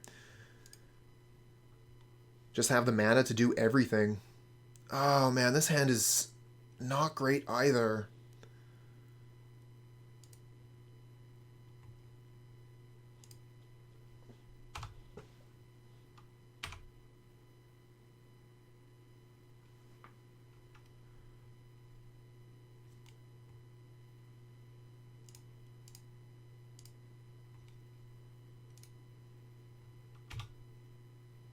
Okay.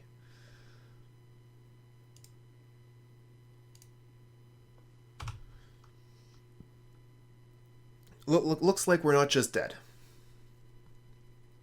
Maybe we're going to be able to do something similar to what they did to us. Play Visionary into Thorn.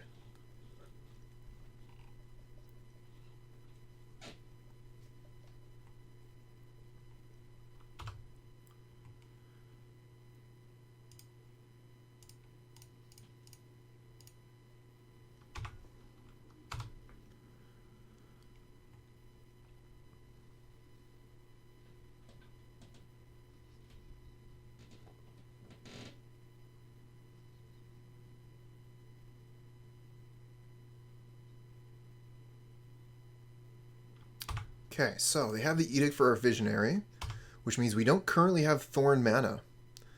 Looks like we're going to be playing Thriving Land, Pulse of Murasa. This is fine.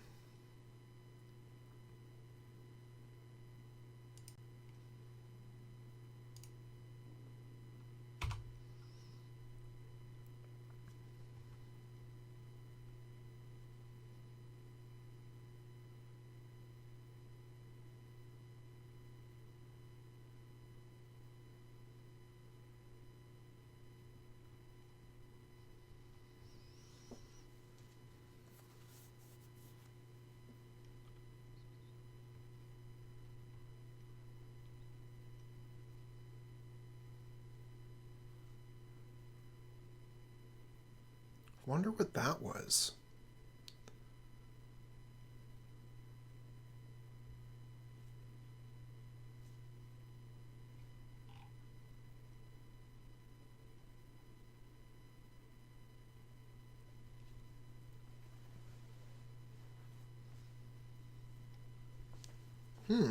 Looks like they might be passing back.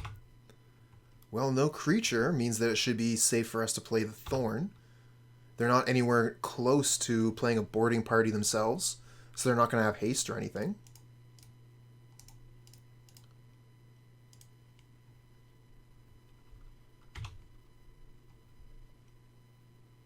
This could be bad if they play Thorn on their turn. But we have Pulse of Murasa to potentially get the Thorn back if they kill the Thorn.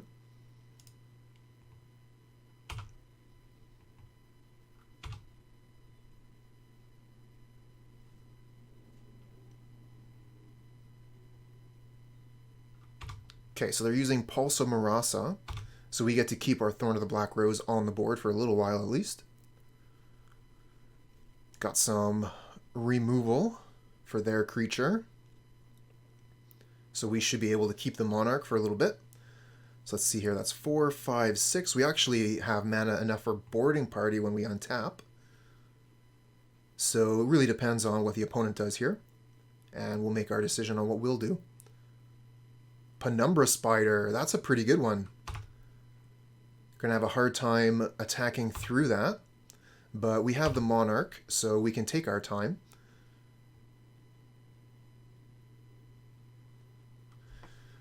So we could play Pulse of Murasa Visionary here. I don't mind that. Could also just play Boarding Party.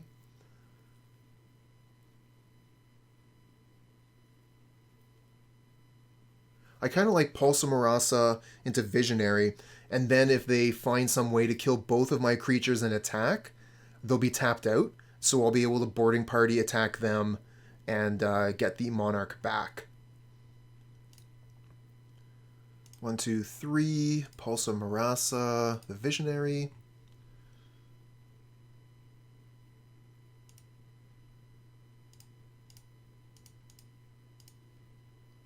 Play the Visionary. Nice, another Thorn. And we're going to be actually discarding a card here to hand size. Let's get rid of Thriving Moor. Crambo Gaming, hello, hello. Welcome.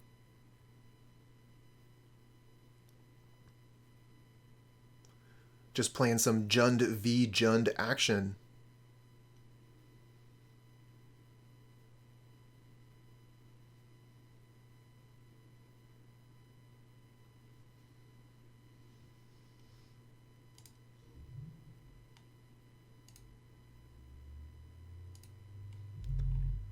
Have I taken a look at the Strixhaven spoilers? I've taken a look at some of the curated lists that people have put out specifically for Pauper. So I've seen the first day of class, I've seen the Swamp Dog, and the, wow, I'm seeing a Prime sub here. Crambo, thank you. Thanks a lot, friend. Okay, so this turn is coming out exactly the way I expected it to. They used 2 removal spells to kill my creatures and took the Monarch.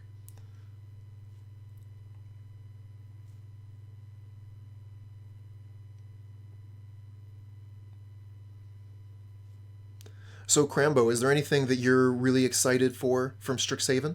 Not specifically for Pauper, just, you know, like anything that you're looking forward to for one of your decks, for example?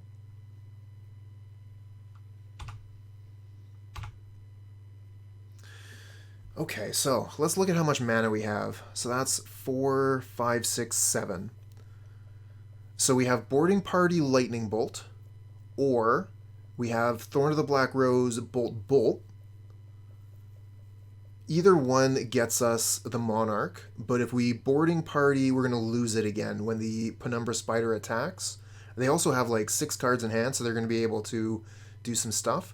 But we'll have the Thorn of the Black Rose to take it back the turn after, and play Penumbra Spider to back us up. So yeah, let's go Boarding Party, hold up, Lightning Bolt.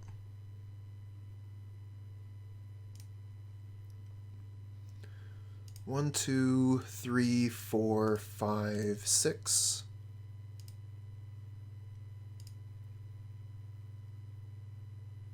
Oh yeah, where you get to copy the next instant or sorcery. What are you looking forward to copying?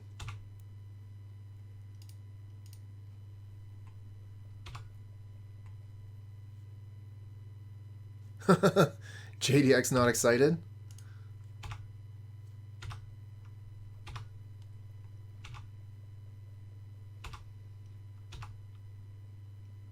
Oh, Blightning. That's a little bit of card advantage.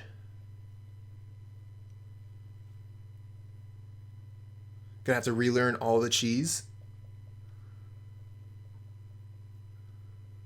I suppose there's a whole lot more going on when you're into a lot more formats. I only have to look at 2 formats, right? How's this is going to affect Pauper? How is this going to affect Modern? I can't imagine how people are going to be like thinking about how all these new sets affect Commander.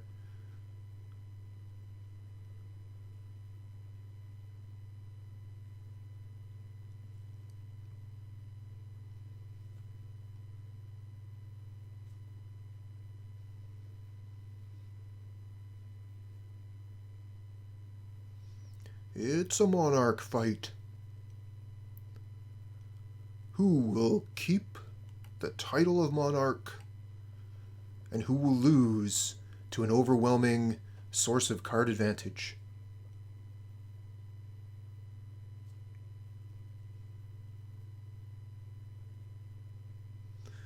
Yeah, these new sets that have been coming out have been very interesting and have shaken up all formats by quite a bit, which is not traditional.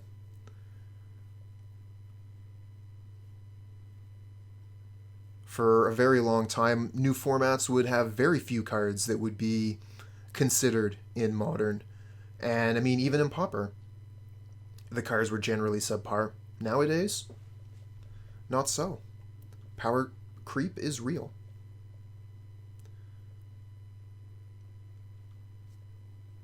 Yeah, but you play Commander too, right, JDX?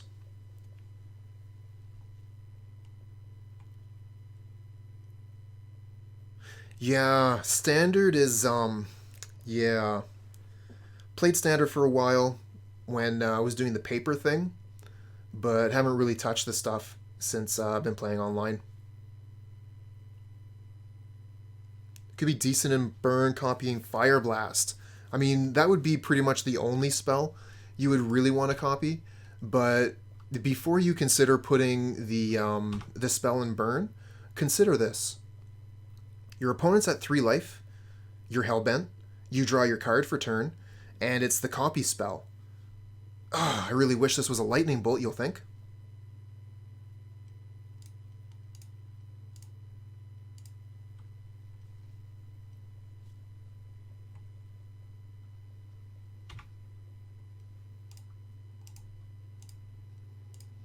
Okay, let's get a land out of the deck.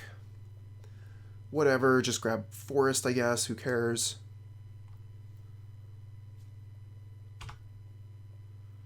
And another boarding party. Okay. So let's see how much mana we have. 4, 5, 6, 7, 8, 9 mana.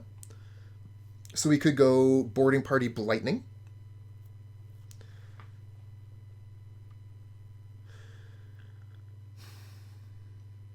I'm just worried if they have 2 removal spells, then we lose the Monarch. Yeah, but I think it's fine to use the Blightning, and then next turn we can Thorn and get the Monarch back for sure. 1, 2, 3, 4, 5, 6.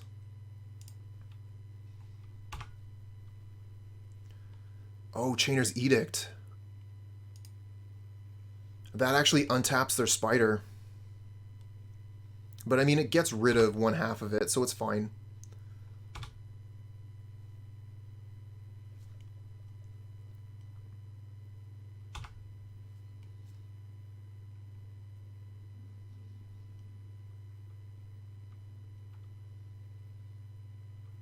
Yeah, not a huge fan of that Edict. Maybe I shouldn't have cast it. Maybe I should have just left it. Oh, they have 2 removal spells anyways, so it's fine. It's fine.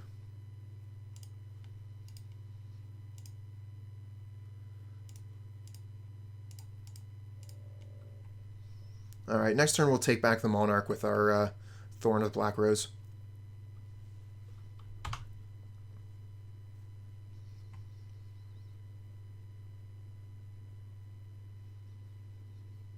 And we'll use our own Penumbra Spider to safeguard it.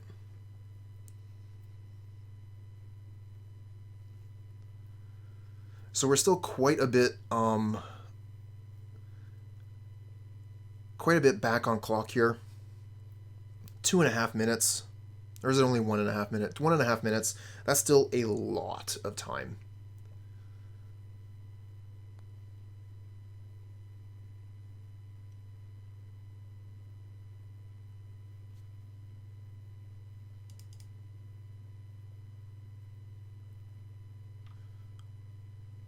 What's a balanced table?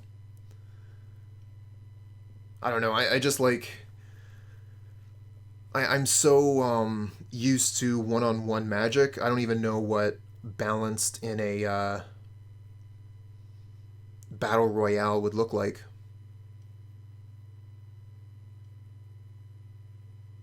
Acid Moss? Dude! Acid Moss? That was a big hit to my mana. 1, 2, 3, 4, 5, 6, 7, 8. We just barely still have enough to do the play I wanted to do.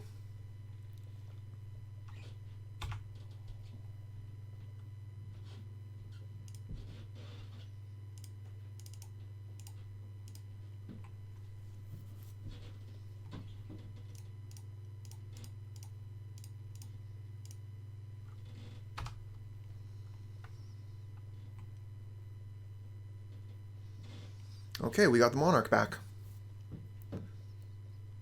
Just in time, too. We were about to get buried in card advantage. Well, they need 2 removal spells to get rid of our spider. Oh, they could just have, yeah, that's right. Okay, this is going to be, Pirate. But we have the Lightning Bolt to kill the Pirate later. We have the Blightning to continue to pressure their hand. But I mean, if they can get the Monarch here, they should go for it.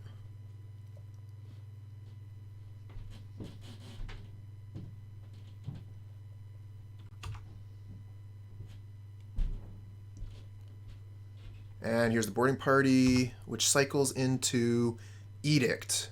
Not bad. Not bad, opponent.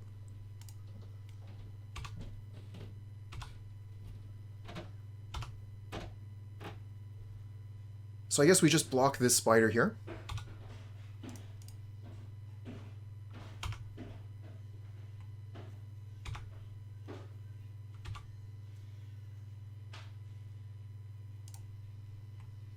Lightning bolt this. Blightning your face.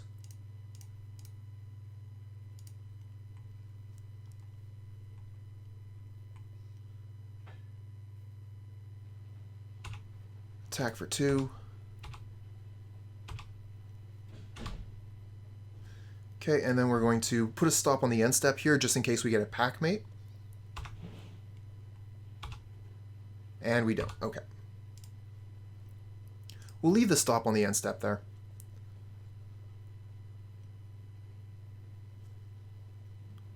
Well, lag.com, you're also going to get people coming to the table with different expectations. So, yeah, it is something that, like, if you talk about it beforehand, good, that's the way it should be. But some people, you know, like, hey, I want to play with my ultra-powerful deck. And I would like to have opponents that have a similar idea that this is what the game is.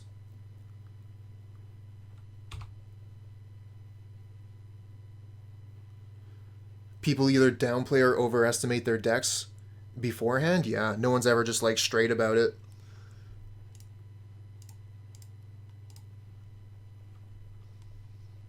Okay, we're only 30 seconds behind now.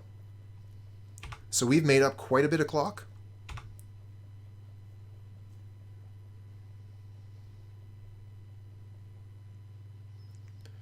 We're going to be able to Edict if we have nothing else. We have a Spider. Spider's pretty decent here. We attack and play Spider. 1, 2, 3, 4, 5, 6, 7, 8, 9. Okay.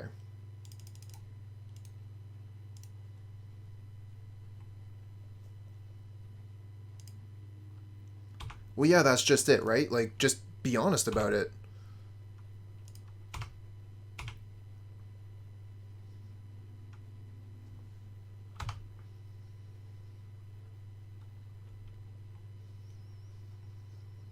Oh, this game is so even.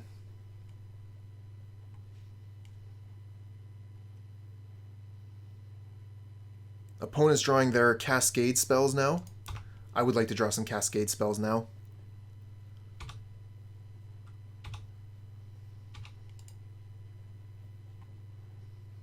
Oh, that boarding party. It's going to be a bad block with Penumbra Spider.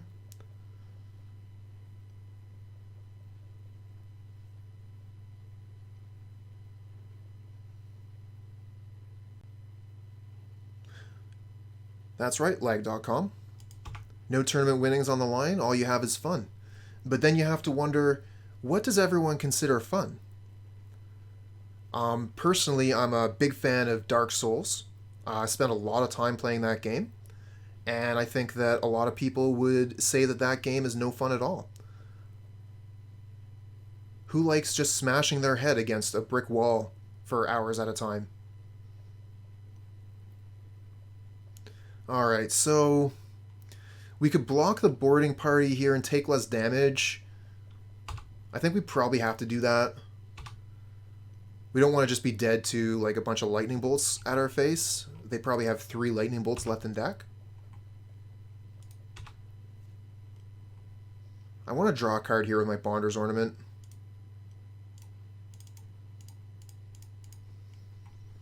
It means the opponent draws 2, but that's fine.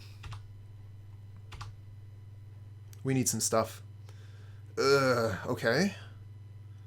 Let's play the Visionary. See what we draw.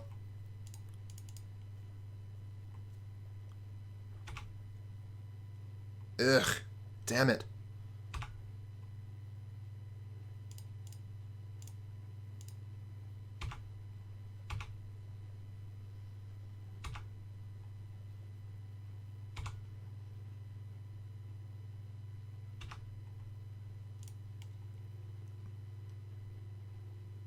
Okay, we have a stop on the end step just in case we draw the wolf.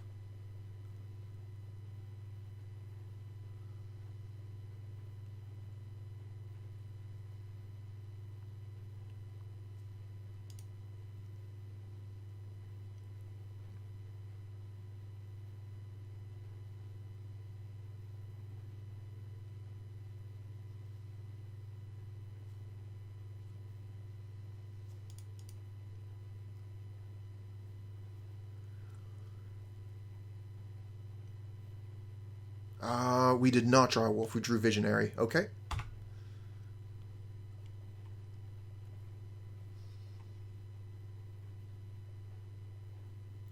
We can still potentially Bonder's Ornament for removal spell if they kill the Visionary here.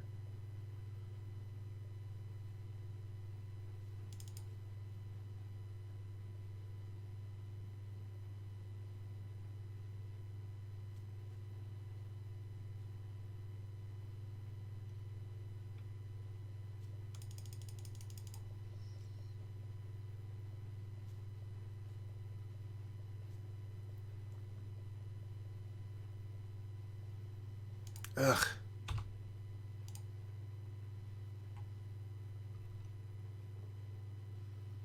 They're just going to Edict us a bunch here. Do we have any Edicts? We have 1 Edict. Oh, we should have played that Edict. I didn't even realize we had it. Damn it. We had so much mana here.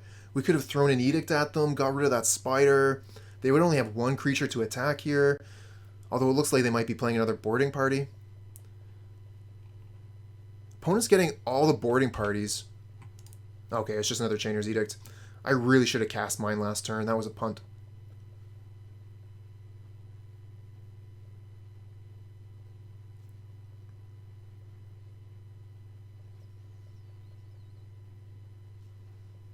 Yeah, I'm getting hungry too.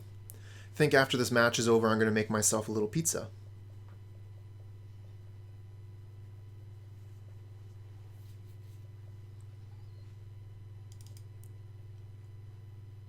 Better than rum and pizza, I guess. Or was it scotch and pizza? Can't remember what we were talking about back then. Ooh, that's a bad one. Alright, we gotta draw a card here, see if we can draw a removal spell.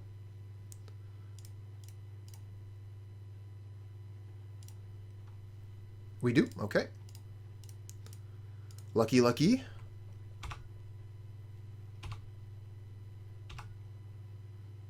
And we're going to want to cycle this, get a land out of the deck. Don't really care which one. Gotta go fast.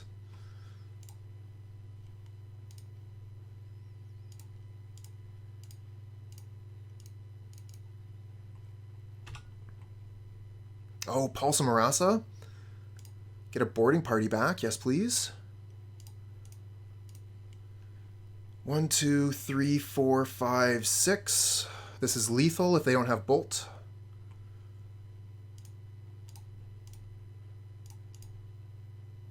Ah, no, it's not. The Visionary can't attack yet. Damn. What do we get? Packmate, nice. And an Ornament. Sweet.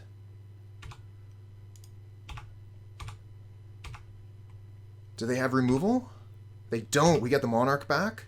We have more time in hand, more time on our clock, more cards in our hand, more creatures on board. It's looking good.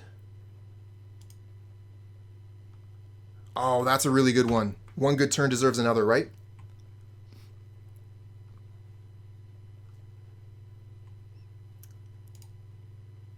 Oh, did they get Lightning Bolt for our Packmate? That would be so good for them. Lightning Bolt our Packmate, they can attack. Damn. Well, they still got to be careful about attacks here, because they don't want to be just getting smashed with boarding parties. We got another one in hand. They don't know that yet. Block here. Prevent some damage. Looks like they're just about tapped out. They are tapped out now.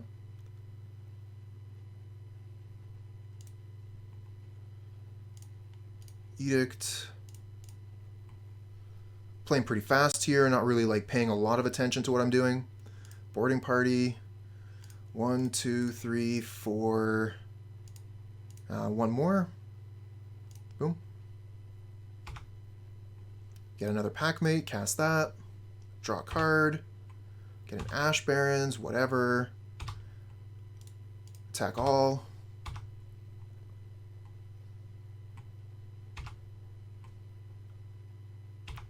We become the Monarch. Cycle this. Play this. And it looks like we're still ahead on clock. Pass turn.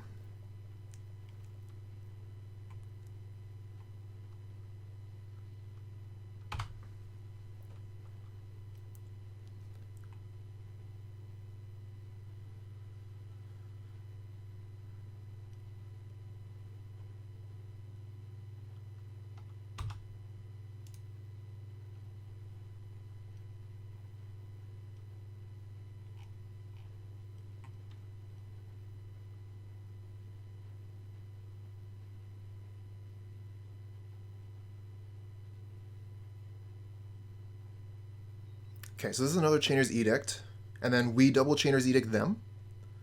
So this is 9. They're tapped out. Have they played a land yet this turn? I think I'd probably just get rid of Boarding Party here. We can just kill them with our Boarding Party after we get them to kill two, after we get them to sacrifice 2 of their creatures.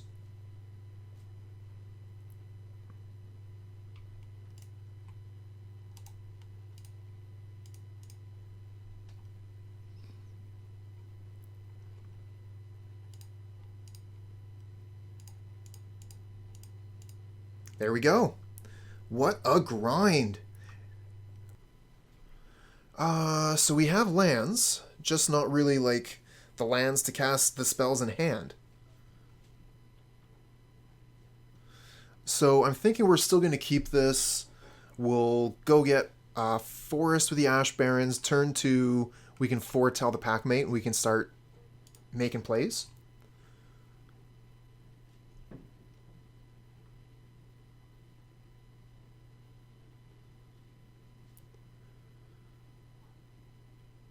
Alright, no Forest. Okay, that's a good start. I like no Forest. I think that Heroic would probably also be difficult for this deck. So basic Plains to start would be troublesome. Yeah, you got a Frogmite, friend. Go get Forest.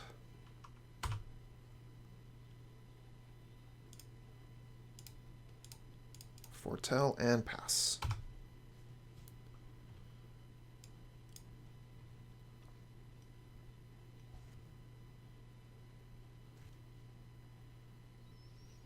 So they've got all their mana together. 1, 2, 3, easy. Hello, Crown. It's been a little while since I've seen you. Welcome. Huh, I wonder why opponent didn't attack. Maybe they misclicked. Ah, yeah, that makes sense.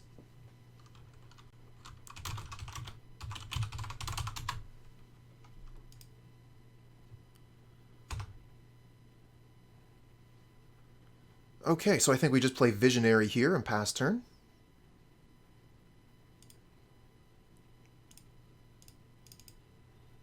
Ornament would have also been a fine play.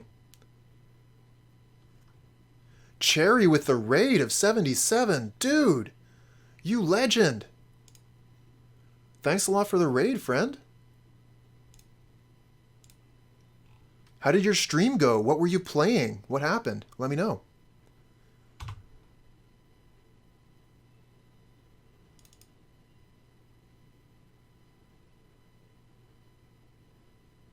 Lightning Bolt. Okay, I mean, that does kill Frogmite, but we don't have red mana, so it doesn't do too much yet. We do have Pulse of Murasa for the Ash Barrens, so that's an option too. I wouldn't mind gaining 6 life. Ooh, opponents on all the colors here.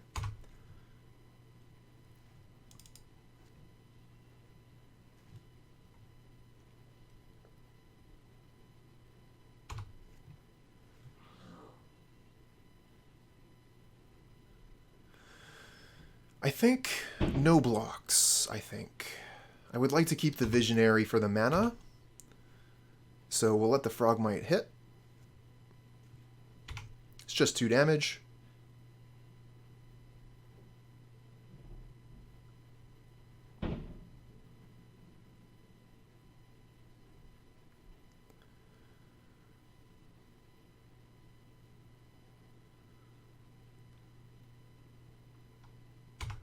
Chromatic Star. Nice. This is the first time I've seen this art of the Chromatic Star. Very cool. And I mean, Chromatic Star has been begging for a reprinting for a long time.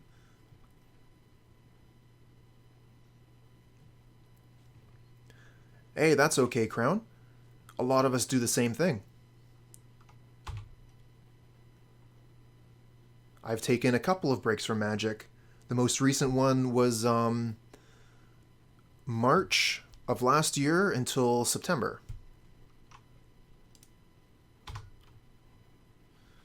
Okay, well, I do like lightning bolting this Sun Chaser here. It looks like the stream is on a big delay, Cherry. I've been having a little bit of trouble with, I don't know, with my connection, I guess.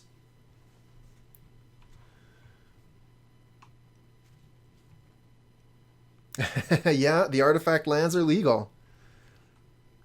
So, let's see here. We do have a few options. We can Bonder's Ornament plus Lightning Bolt. We could Pulse of Murasa, get the Ash Barrens. But we don't really... we could still Lightning Bolt with that. Pulse of Murasa, get the Ash Barrens. cycle the Ash Barrens for Mountain, play Lightning Bolt, and that would allow us to put a land into play for turn. Bonder's Ornament is basically a land, though, so it does the same thing. But it looks like our mana is going to be used a little bit more efficiently if we pulse for the land. And we would also be gaining a ton of life.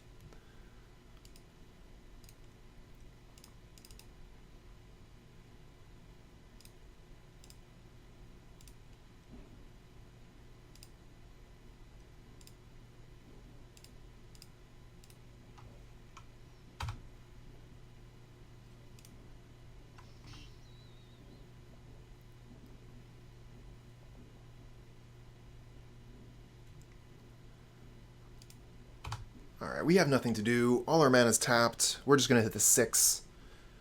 Let the opponent do their thing. Put this Foretell card down here so I remember I have it. Ooh, Atog. That's a problem.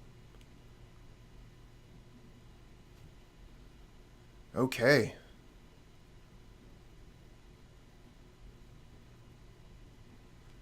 And, ooh, cast down. So we can cast down the Atog. Very nice. 1, 2, 3, 4, 5, 6, 7 is 14. So yeah, cast that down. I guess we should probably play the Bonder's Ornament first. 1, 2, 3, cast down. We still have 1 mana available.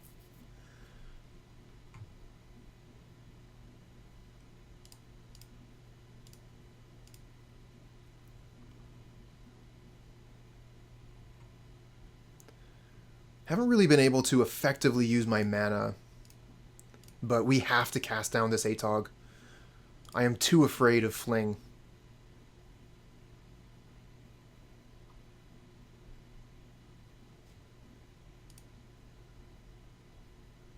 And we'll just pass the turn from here.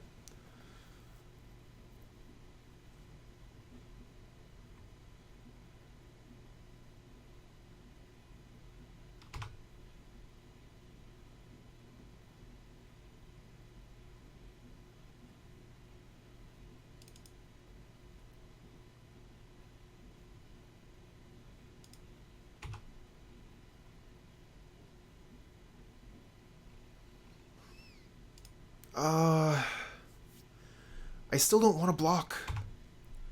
I want the mana. 1, 2, 3, 4, 5, 6. So we have enough for Boarding Party if we want. Better yet, just play 2 Packmates. I like the double Packmate played here. Oh, but the Chainer's Edict, if we can get rid of this Frogmite, would be sweet. Let's play this. See what we draw.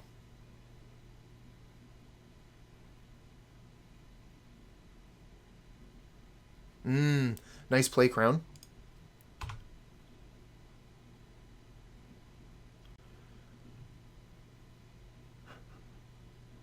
Well, I guess we can kill both of their creatures. I really just want to cast down the Mirror Enforcer, though. And then I can foretell this Packmate.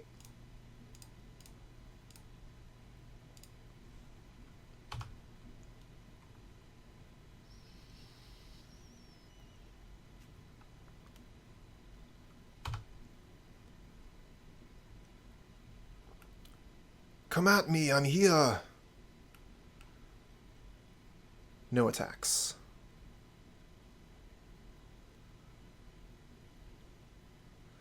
One, 2, 3, 4, 5, 6. So we can play the Boarding Party. Or we can just like draw cards with our cards.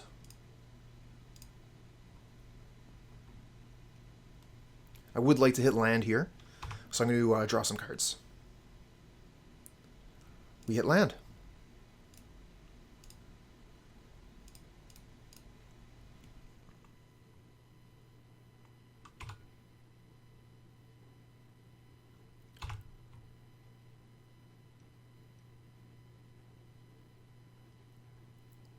Okay, here we're going to attack all. And if they double block my Packmate, we're going to Lightning Bolt one of the Frogmites. Otherwise, I'm fine with trading a Visionary here for a Frogmite.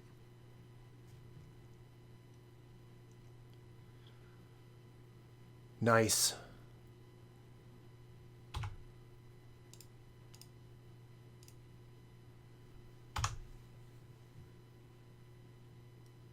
Newman 233, thanks for the follow, friend.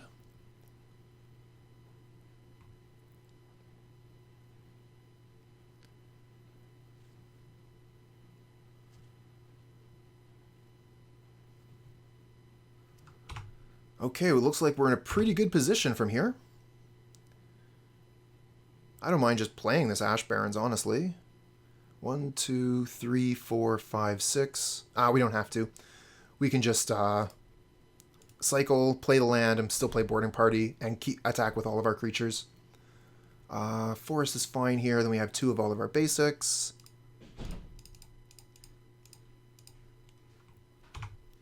And we Cascade into Blightning. Take that, opponent. Discard your hand. Is there a Pauper card that destroys all artifacts? I don't think so. There are Pauper cards that destroy all enchantments, but I don't think there's one that destroys all artifacts, because people would play it. Mostly people play Shenanigans, Abrade, and Mox Monkey, the Gorilla Shaman for red. And then if you're playing green, there's a whole slew of different options. So let's see here. We're playing against the Artifact deck, so we want Shenanigans. Weather the Storm is actually pretty good against this deck. And I think that's all the cards we want out of the side. So we got to take 3 cards out. Suffocating Fumes can go. And then maybe the Thorn.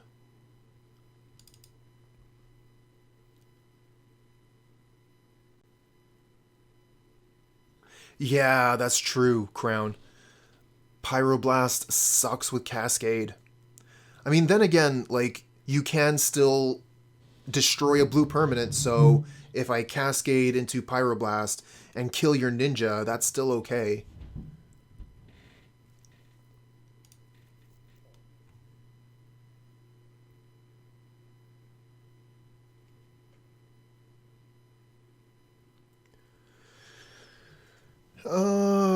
This one's close. We have the cast down. I don't want to mulligan. I'm going to keep it.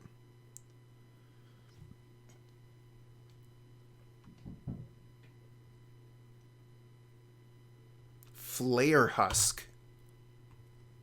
Yeah. Okay. Another forest. So I'm kind of seeing a mix between the traditional Jeskai list for Affinity, and then they kind of like went the not the Brute Squad. What was Deluxe's other deck?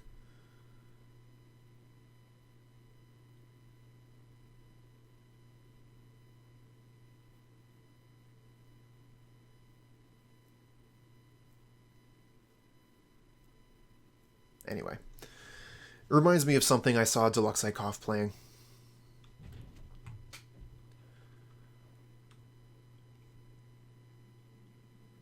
Free Fogmite, not bad. And ooh, we get a mountain. So we can go ahead and play the mountain. And I think I just want to foretell.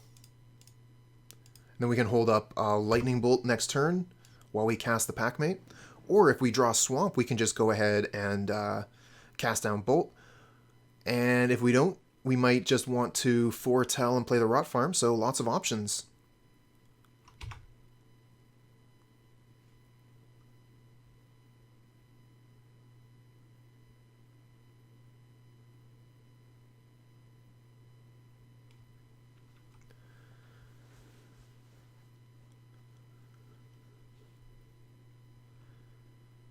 So this is the 5th match of our league. And when we finish this one, we're going to go do a little raid, find someone else playing something else. And I say that now because I don't know when chat is going to hear it. Seem to be having a little bit of trouble with the connection on my internet, something.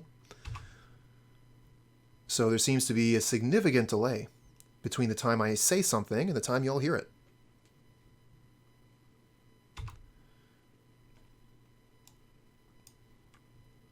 Okay, so what are we going to do here? I definitely want to play the Packmate. The question is, do I want to hold up Lightning Bolt? Probably do, right? Like, I can, so why not?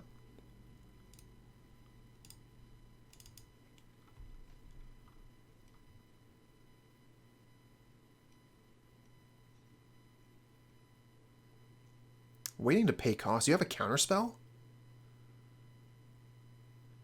Metallic Rebuke. Okay. Good job.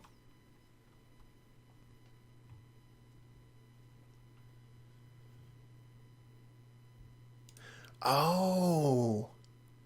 The Penumbra Spider. Okay. If we go to a game 3, I will bring that in, Crown. Seems to be pretty good against a lot of their creatures, actually.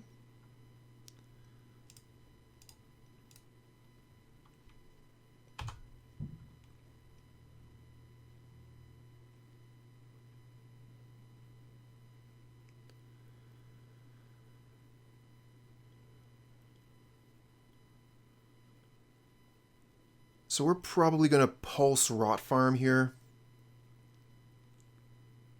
Ooh, Carapace Forger. Here's a pair of 4/4s. Deal with it.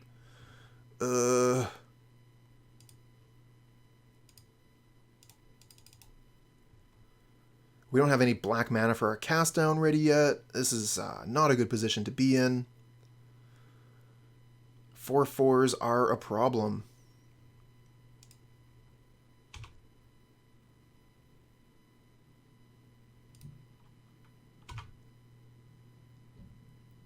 One, two, three, four, five. So we're not going to have enough mana for a Packmate cast down next turn.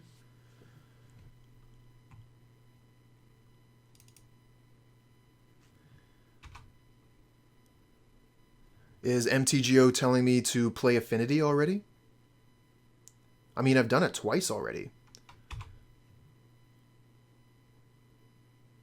Tortured Existence is still knocking around for sure.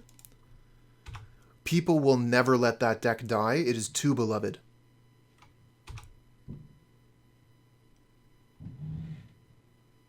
Blightning here is looking pretty bad. We could cast down Weather the Storm on their turn. I think that's probably going to be our best plan. Which means we have to play Forest because we need 4 mana. So returning a land here would mean we wouldn't have enough. We could also just foretell the Packmate, hold up cast down, but that looks like death. Yeah, we need to weather.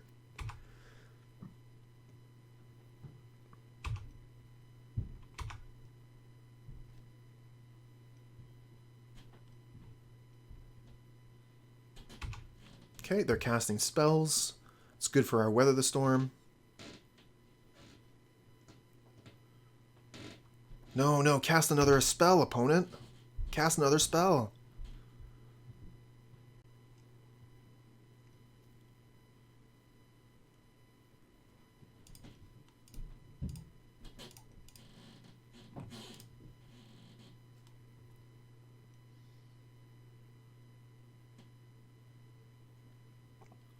Four, five, six, seven. Okay, so we go to 1 here.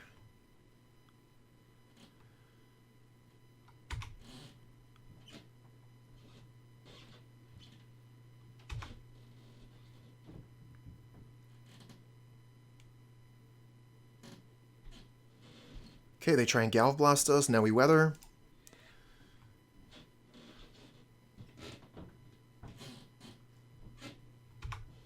Okay, weather resolves. Nice. Lets us play for a little while longer. Just more land. Damn. So we can play the Packmate. It's a bad block, but it draws a card. If we want to keep... we have to choose between keeping up black mana or red mana. Guess we'll keep up the Rot Farm.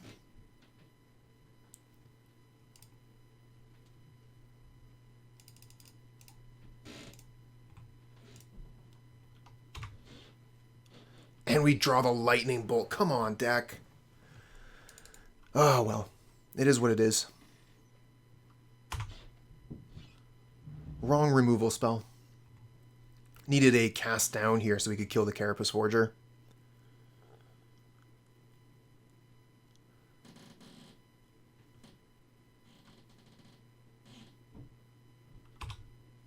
But yeah, the Tortured Existence deck has got a couple new toys in the last little while.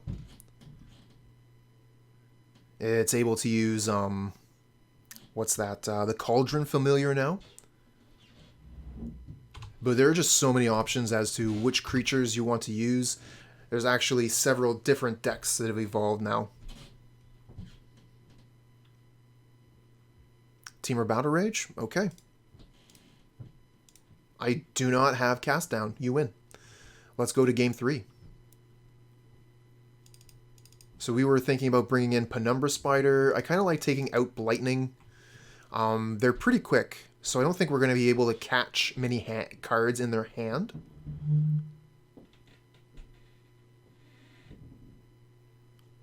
Kind of wondering about Cannonade. Like, it kills some of their creatures. Let's just get rid of that last Blightning.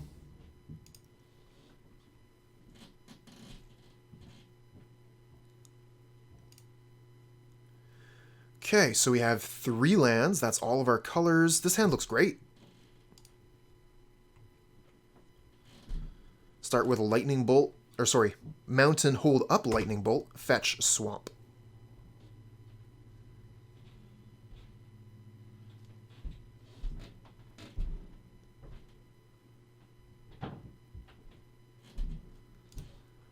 Springleaf Drum from the opponent, so we'll just go get Swamp.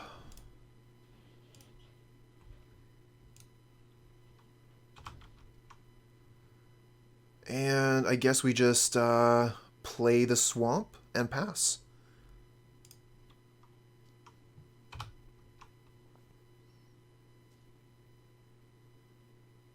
Yeah, I was hoping to get the extra trigger from their damage spell.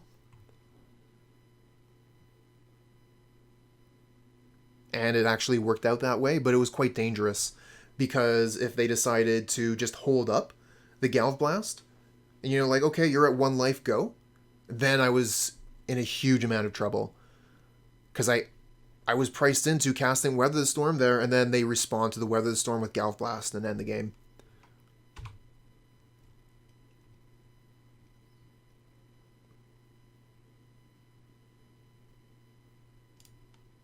Alright, we're going to go ahead and Lightning Bolt this Frogmite.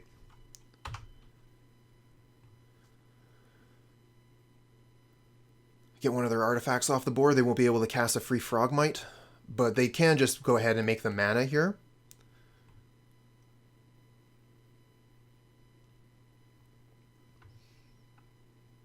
Yep, you got a blue manas.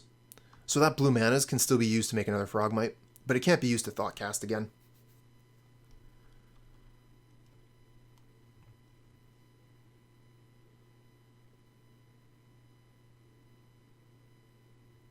Okay.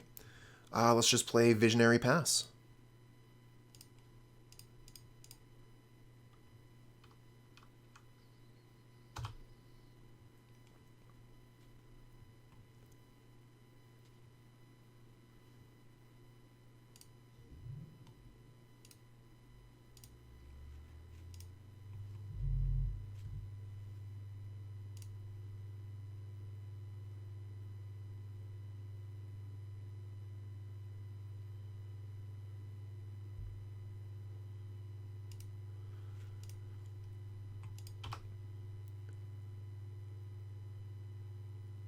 Amaskull, morning.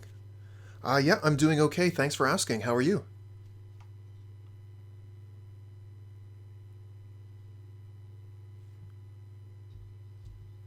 Sorry, the stream is a little bit laggy today.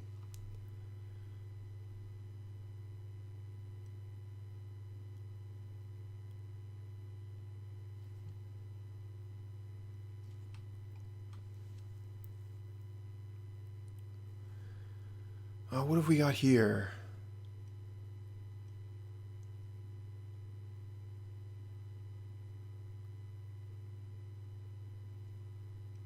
Another thing, Prophetic Prism.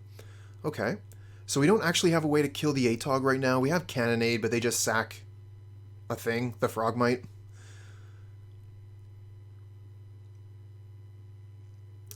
This hand is not great. I guess we can just put a Spider out and then play Rot Farm. Could just play Packmate. I kind of like the Spider because it can block the Atog and then we get another go.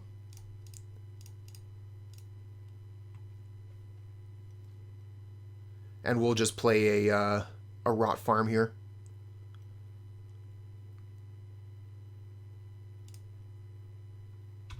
Get rid of the swamp.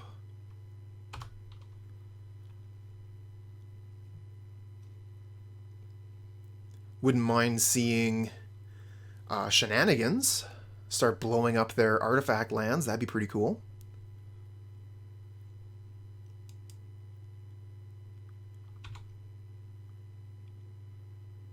Ooh, this is dangerous. 1, 2, 3, 4, 5, 6, 7, 8.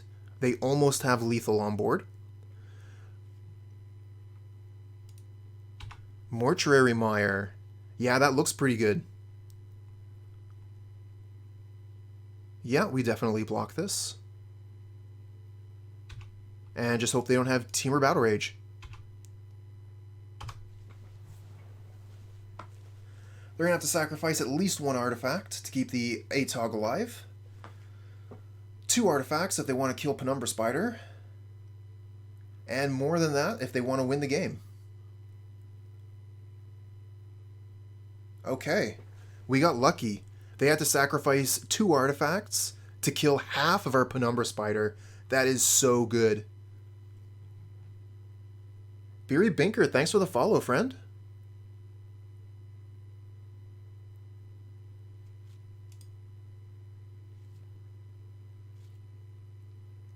Edict, okay. So we can Cannonade and then Edict? Do we have the mana for that? 1, 2, 3, 4, 5, 6. We do.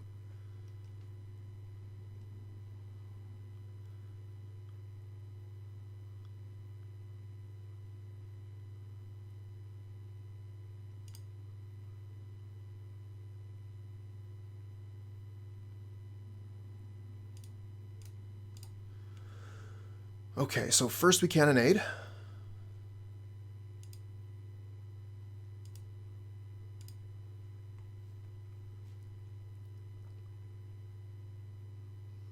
Just trying to get rid of their resources. They're going to have to sacrifice Frogmite to Atog if they want to keep one. And then they'll have to sacrifice another artifact. Oh, the Rebuke, though. I did not expect that. I should have, but I didn't. Damn. Okay. In that case, maybe I just Pulse of Murasa, get Spider back. I wish I had another blocker, but I don't think they're going to be able to kill me if I Pulse.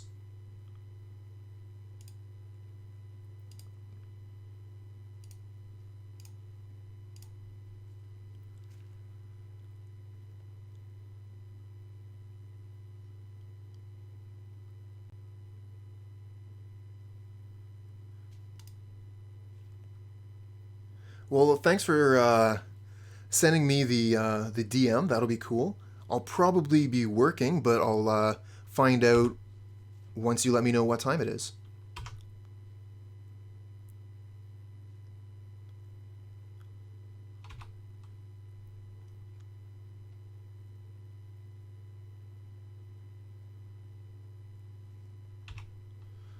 One, 2, 3, 4, 5, 6, 7, 8 is 16, 17. Not even close.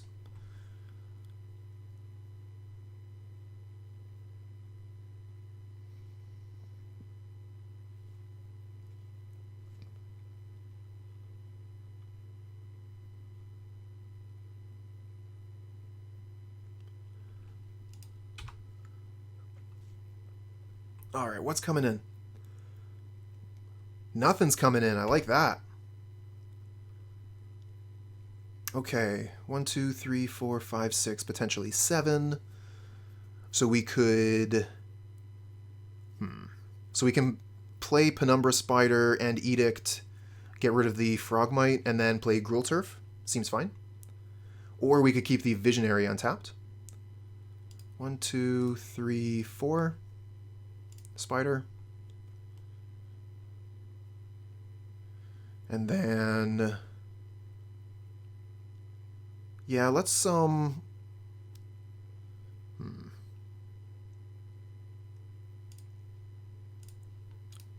keep our Visionary untapped in case we need to block with it.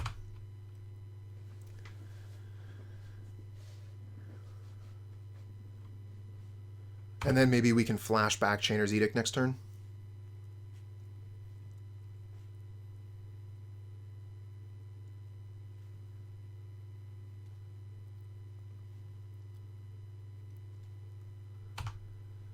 Alright, what do you got?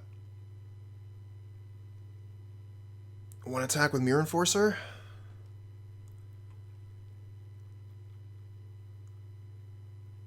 So what if I triple block? Because if I double block and they have Galvblast, they get to keep their Mirror Enforcer, but what if I triple block? If I triple block, the Mirror Enforcer still only kills one creature. Galvblast doesn't change that.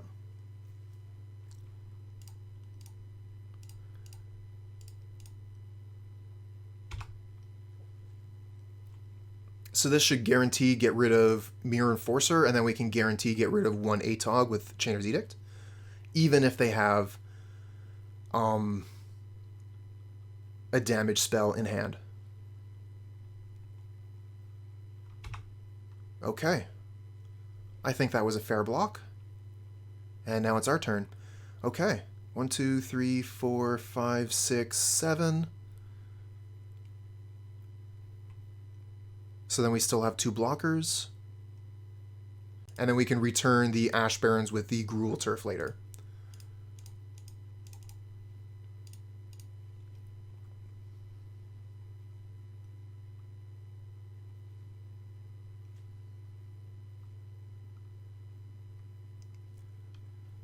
And we're just going to pass the turn here, stay defensive. No reason to throw our Visionary into a wall here. Well, then again, if I attack with Visionary and they sacrifice an artifact to kill it, is that good for us or bad? Probably better just to keep the blocker.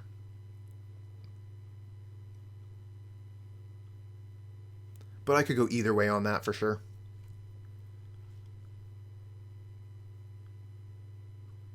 I hope that you're enjoying the game here, chat.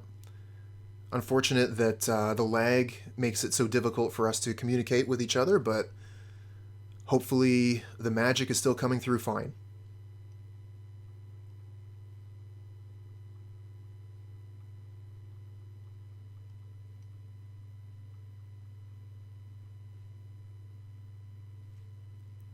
And no attacks again. Looking pretty good for us.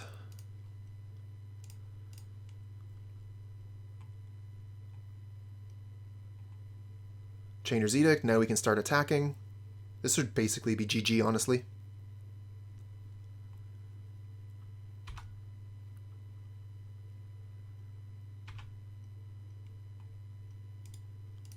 Attack all. 1, 2, 3, 4. Play the Packmate. And play the Gruul Turf. Returning Ash Barrens and pass the turn. Anti-Camel, thanks for the follow, friend.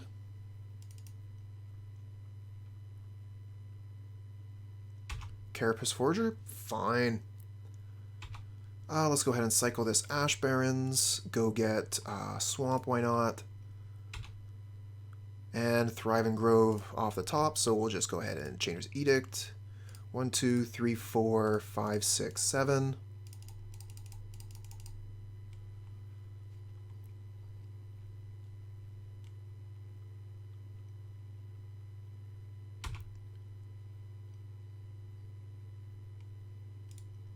Attack all. Pass turn.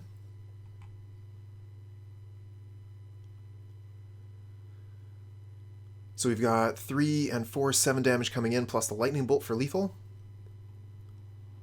Oh, they're going to disfigure our Visionary, sure. So that's 5 and 3 is 8, no longer lethal. Okay, maybe Thorn can draw us to a lightning bolt.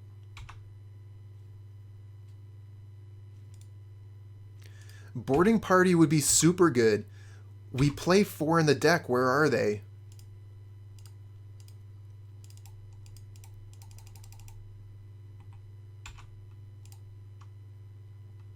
Whatever. And we get the lightning bolt off the top. GG.